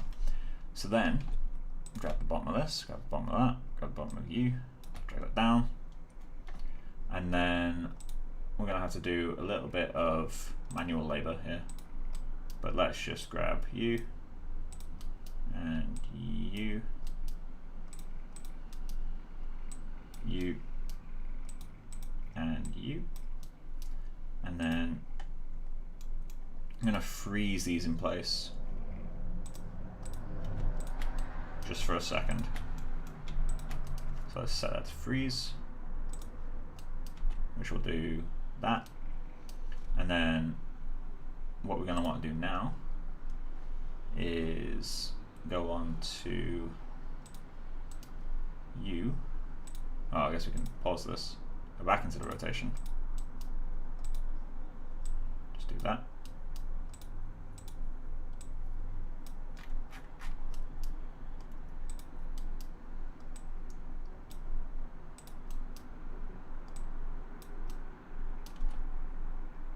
That's immediately kicking back up. Okay, so we're gonna have to do it in the we're gonna have to help it along with this. So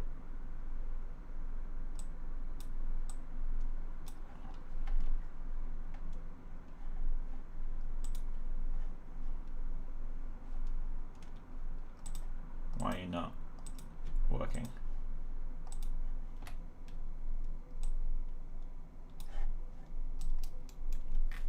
It's really not liking working for me today, is it?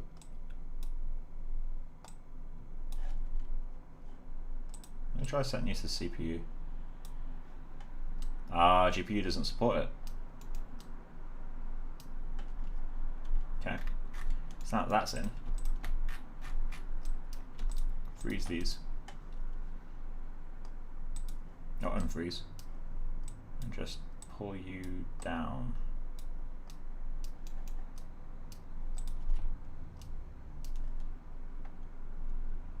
You can also lower the pressure of the fold angle thing.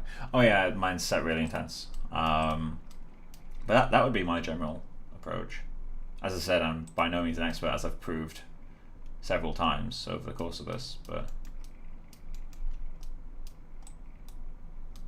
the layering is definitely key to it. Like the layering is really helpful. Really want to know how to get rid of this stuff. That should just be a case of removing fabric from here, but it's not working out that simply. Can I set these to be symmetric patterns? I can.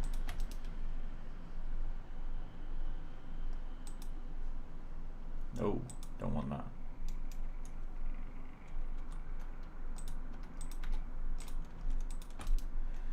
There we go, and you as well. Keep doing that. I need to stop doing that. So grab you again. Apply linked editing. There we go. So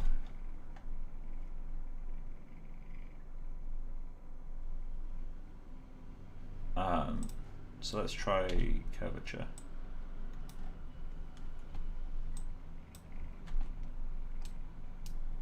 Oh, bye-bye. Why is this thing so solid? There we go.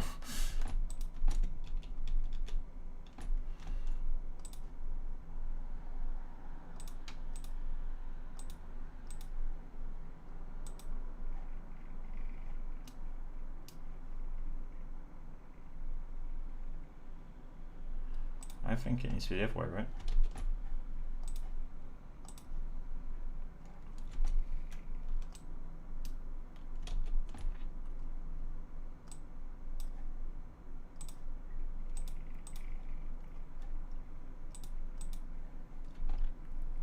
Right.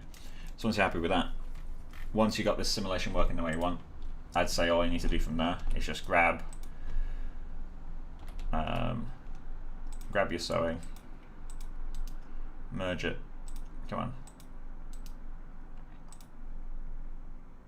grab that sew, merge, grab that one, merge. Funnily enough, slowly but surely we've worked our way towards the more realistic pattern, and then it's just a case of merging these guys but keeping the top ones separate. So merge those and merge those, and then you have your thing with way too many seam lines, but still working. I don't know if that will still work. It will not. So I wouldn't recommend resimming once you've done that, because that will just destroy it. But you get the point. There we go. So that you could use that kind of to get everything in place. So you keep it all separate to get the sim shape you want. It's struggling right now. Once you got the sim shape you want, you can like massively up-res it. So I'm going to set that to even lower res. So let's say particle distance of 2. Yes, I know.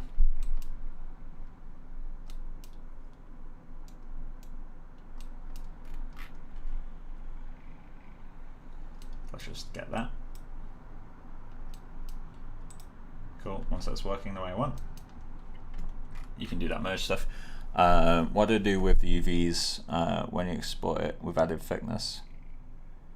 I think if you export with thickness, it layers the UVs, so that the UVs are overlapping, but in a way that wouldn't matter.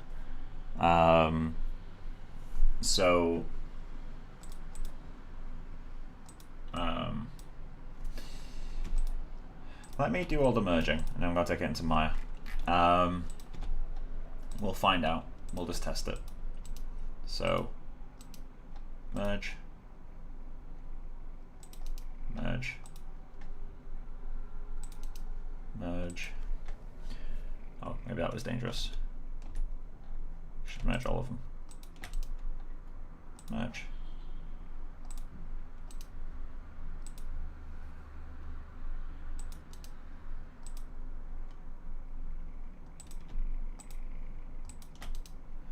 Merge all those. Cool. So we've got that. The fact the bottom of this isn't straight is really going to bother me. But yeah, so we've got our, final mesh, whatever. I'm going to turn off thickness, see how it looks. Yeah, so let's say we're happy with that. File, export, garment, export, obj. I guess we're going to do selected because I don't want to get like the whole scene. Export selected.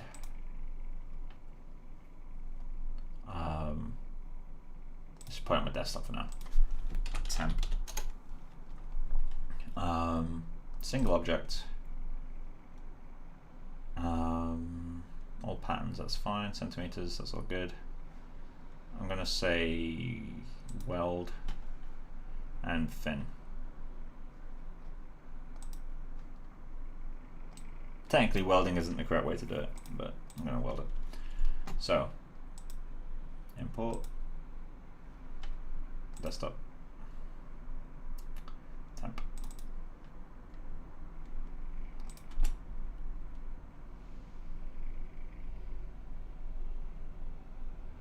So I'm going to test bringing it in with thickness and see what it does. So I don't know how it handles thickness. I imagine it has a uniform, like it just takes the UVs and just flips them, basically.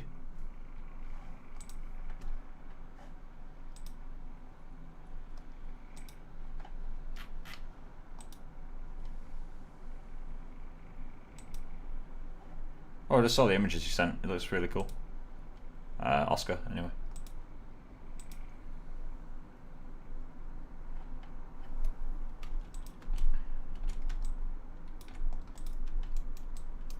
Not as high poly as I expected.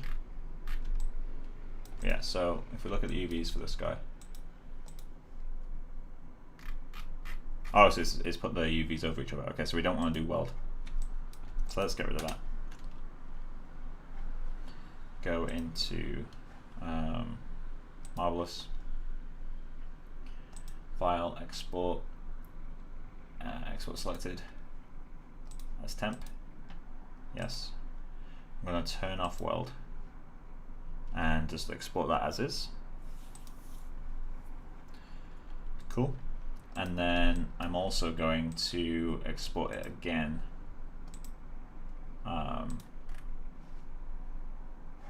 I didn't do that properly, did I?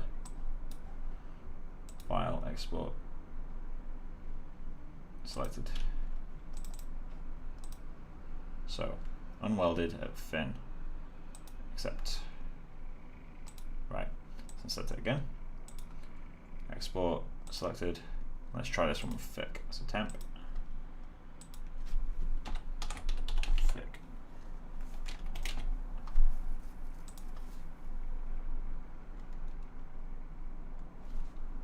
Cool, set this to thick. And I have no idea how well this will work, but we'll find out, shall we? Cool. Run to Maya. File, import. And I'm going to bring in temp thick, and I can only bring them in one at a time. Let's try thin first because it'll be less polygons.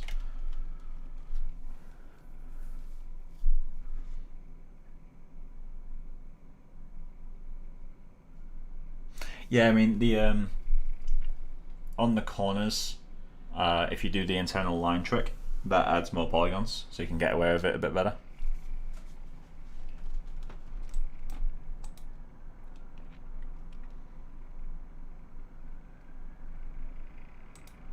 It takes a long time for my scene to kind of stop locking up.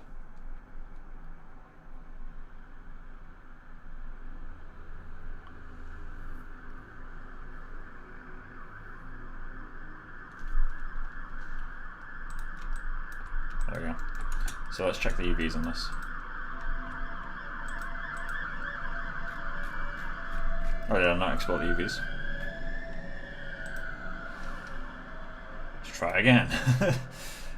File, export selected, obj, temp, replace, unified UV coordinates, and unworld fin.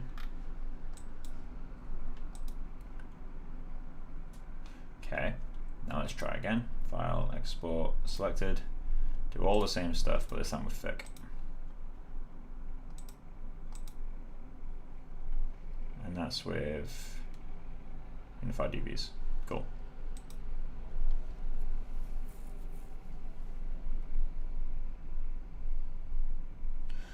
Yeah, I'm curious about the UVs as well. I've never actually checked this.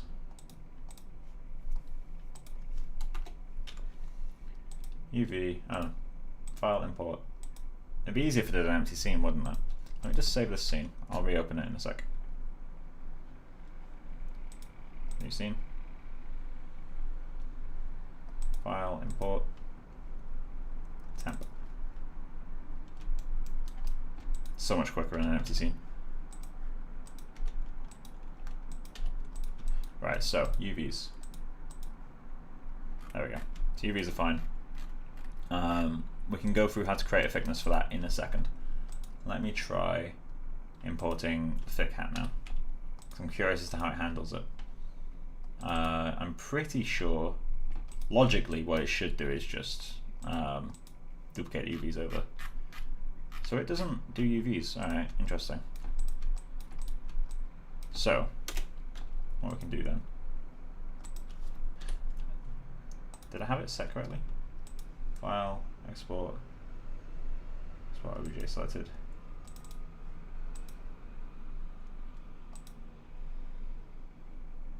Yeah, I had that set, so maybe it just doesn't do it.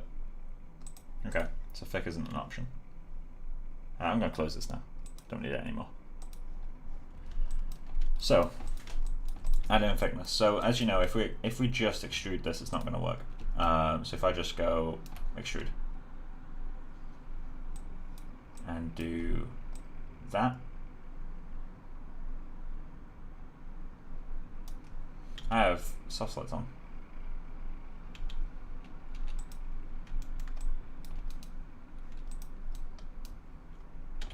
Yeah, so that will wreck the UVs. That'll completely wreck the UVs. Although apparently it hasn't.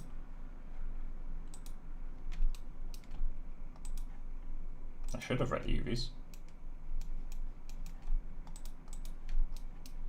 Oh no, it actually didn't. What the fuck? Okay. You can just export it, apparently. You only need to be careful with these sorts of areas. You only need to make sure you give yourself plenty of space. But if I go into the attribute editor and extrude, we can just change the local translate here. Let's set it to 1. So that's got a thickness. And that looks like it works UV wise.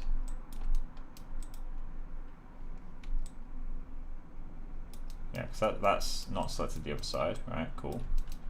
So let's see what happens if we put UVs on this. So this already has, not put UVs, let's put Blinn on it. And then load in a checkerboard. set U to 20 by 20.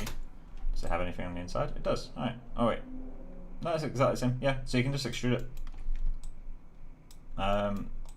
If I remember correctly, that used to break the UVs. So I think it's better for you to export it thin and then add thickness.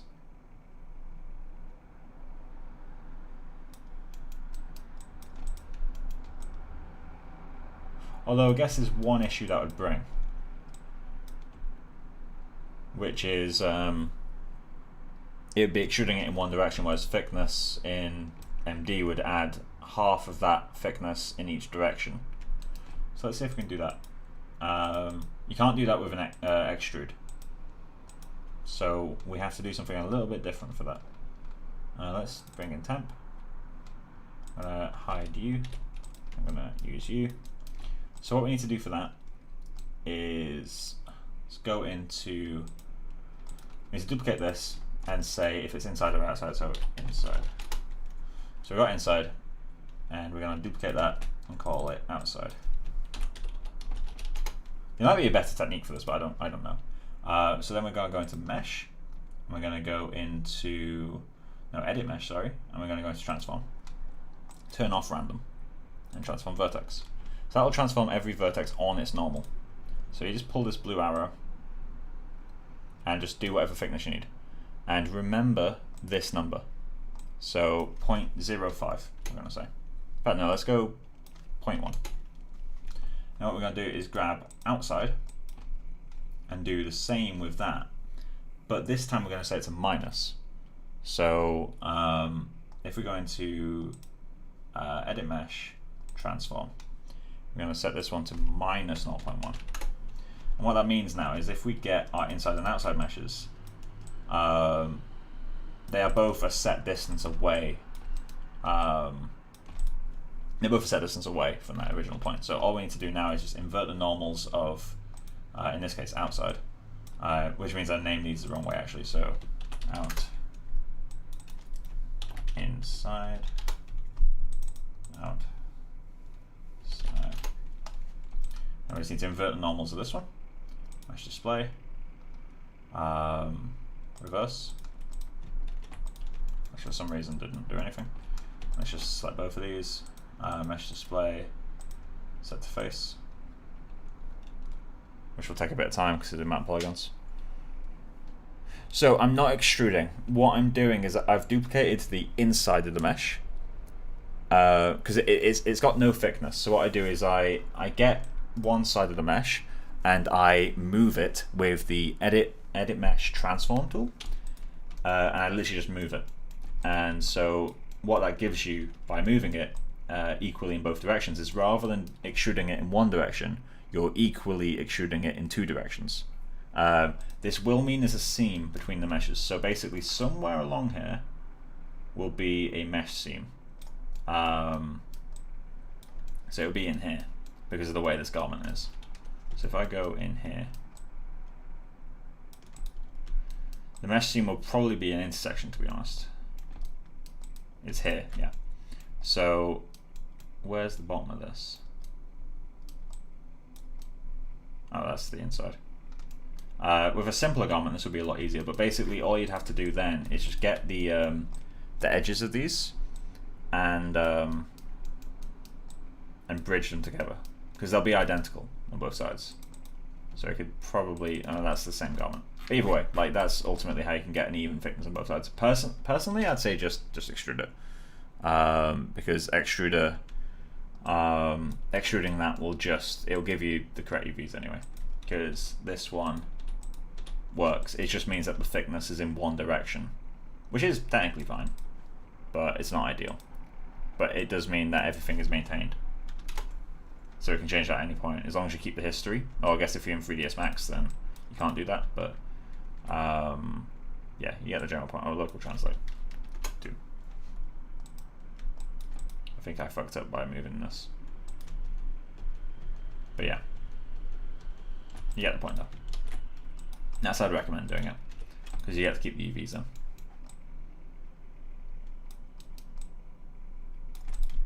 Yeah, I'm going to delete that. And I'm going to reopen my FKA twig scene and start the render. So we've been messing about for like almost an hour.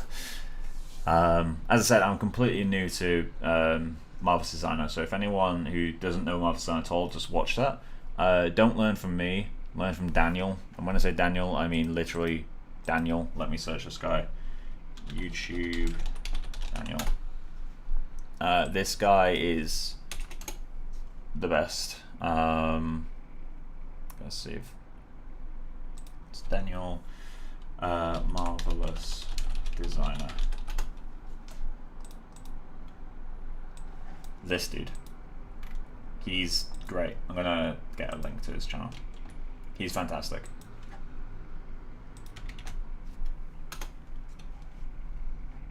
No, so it looks like extruding doesn't break the UVs anymore. It used to. At least I remember it doing so.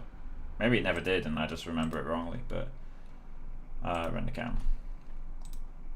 So, start a preview render. I'm just going to leave that. Oh wait, no, I can't leave that going because I've got fucking subsurface standoff.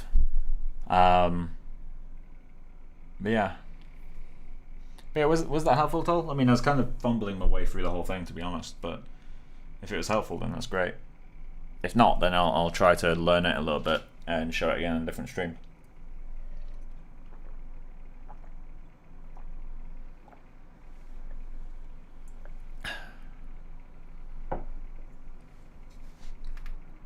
I need this render to start so I can kill it.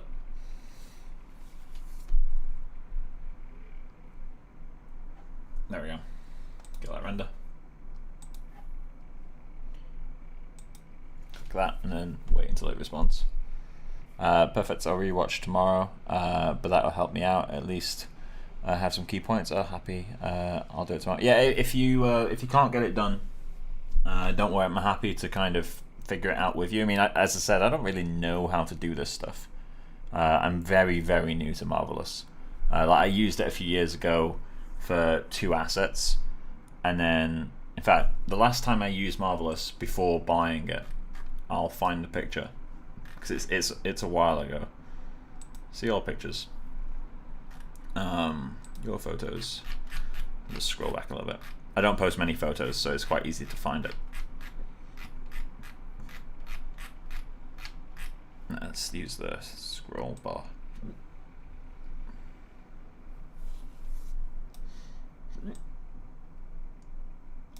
Last time I used Marvelous Designer was on this character, and I posted him 3rd of April 2017.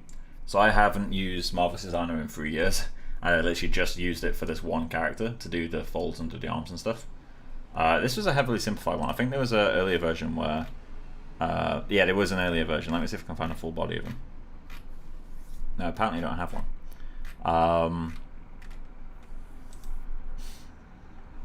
Yeah, there's the first version of the same character. So I used Marvelous to kind of block out his body. We ended up removing basically all the folds because the animator in the project really didn't want any folds on the clothing because it interacted with his animation or something. Can't remember the reason. But that was the last time I used Marvelous to do this character, and that was 2017. So it's been a while. This one was January actually. So yeah, January 2017 is the last time I did some proper Marvelous Designer work. It's really been a long time. And then other than last week, that's been it. I can probably select this now. Cool. But yeah, I'm going to start this render.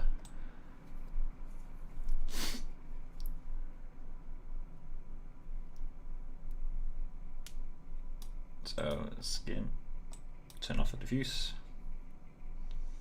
go to subsurface, and just add this in, and save my scene.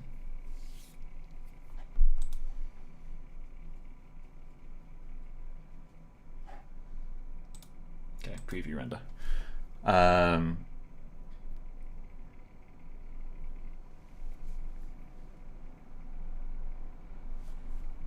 If there's an issue, I'll pop the question. Brain is in much better condition now. Being lost about missing points for the last 3 days. Right, okay. Yeah, I mean, if you get stuck, man, I'm happy to help out. I'll try to figure out stuff whenever I can. Oh, German beer is the best. I've only ever been to Germany like 2 or 3 times for the FMX festival, but German beer is German beer is pretty good. Indian beer is pretty good as well. I really like India. Their drinks are quite nice. But yeah. If you're ever in London, let me know. Because I don't think I'll be in Germany anytime soon. But if you ever happen to be in London, just let me know. But yeah, I'm going to end the stream here, guys, because it's already 25 to 12. And I need to go brush my teeth and all that stuff. So, and leave this render going for at least half an hour to get something clean. But yeah, next stream, I'll be going back to normal streaming from now. Just because I might be taking on freelance either today or tomorrow. Well, definitely not today, either tomorrow or Saturday. So I want to make sure I've got the free time for that. But yeah, I'll be back to normal streaming. So Saturday around 8 o'clock ish. Normally start a little bit earlier depending on what I'm doing. Will be the next stream. But yeah, I hope you guys have found something helpful. The Martha Susanna stuff at the end is probably less helpful than my groom stuff, but I hope someone, well, Oscar, but I hope someone else as well was able to find it helpful. Yeah, have a good weekend, guys, if you don't come to the next stream. And yeah, enjoy your night. Have a good night, guys. Bye.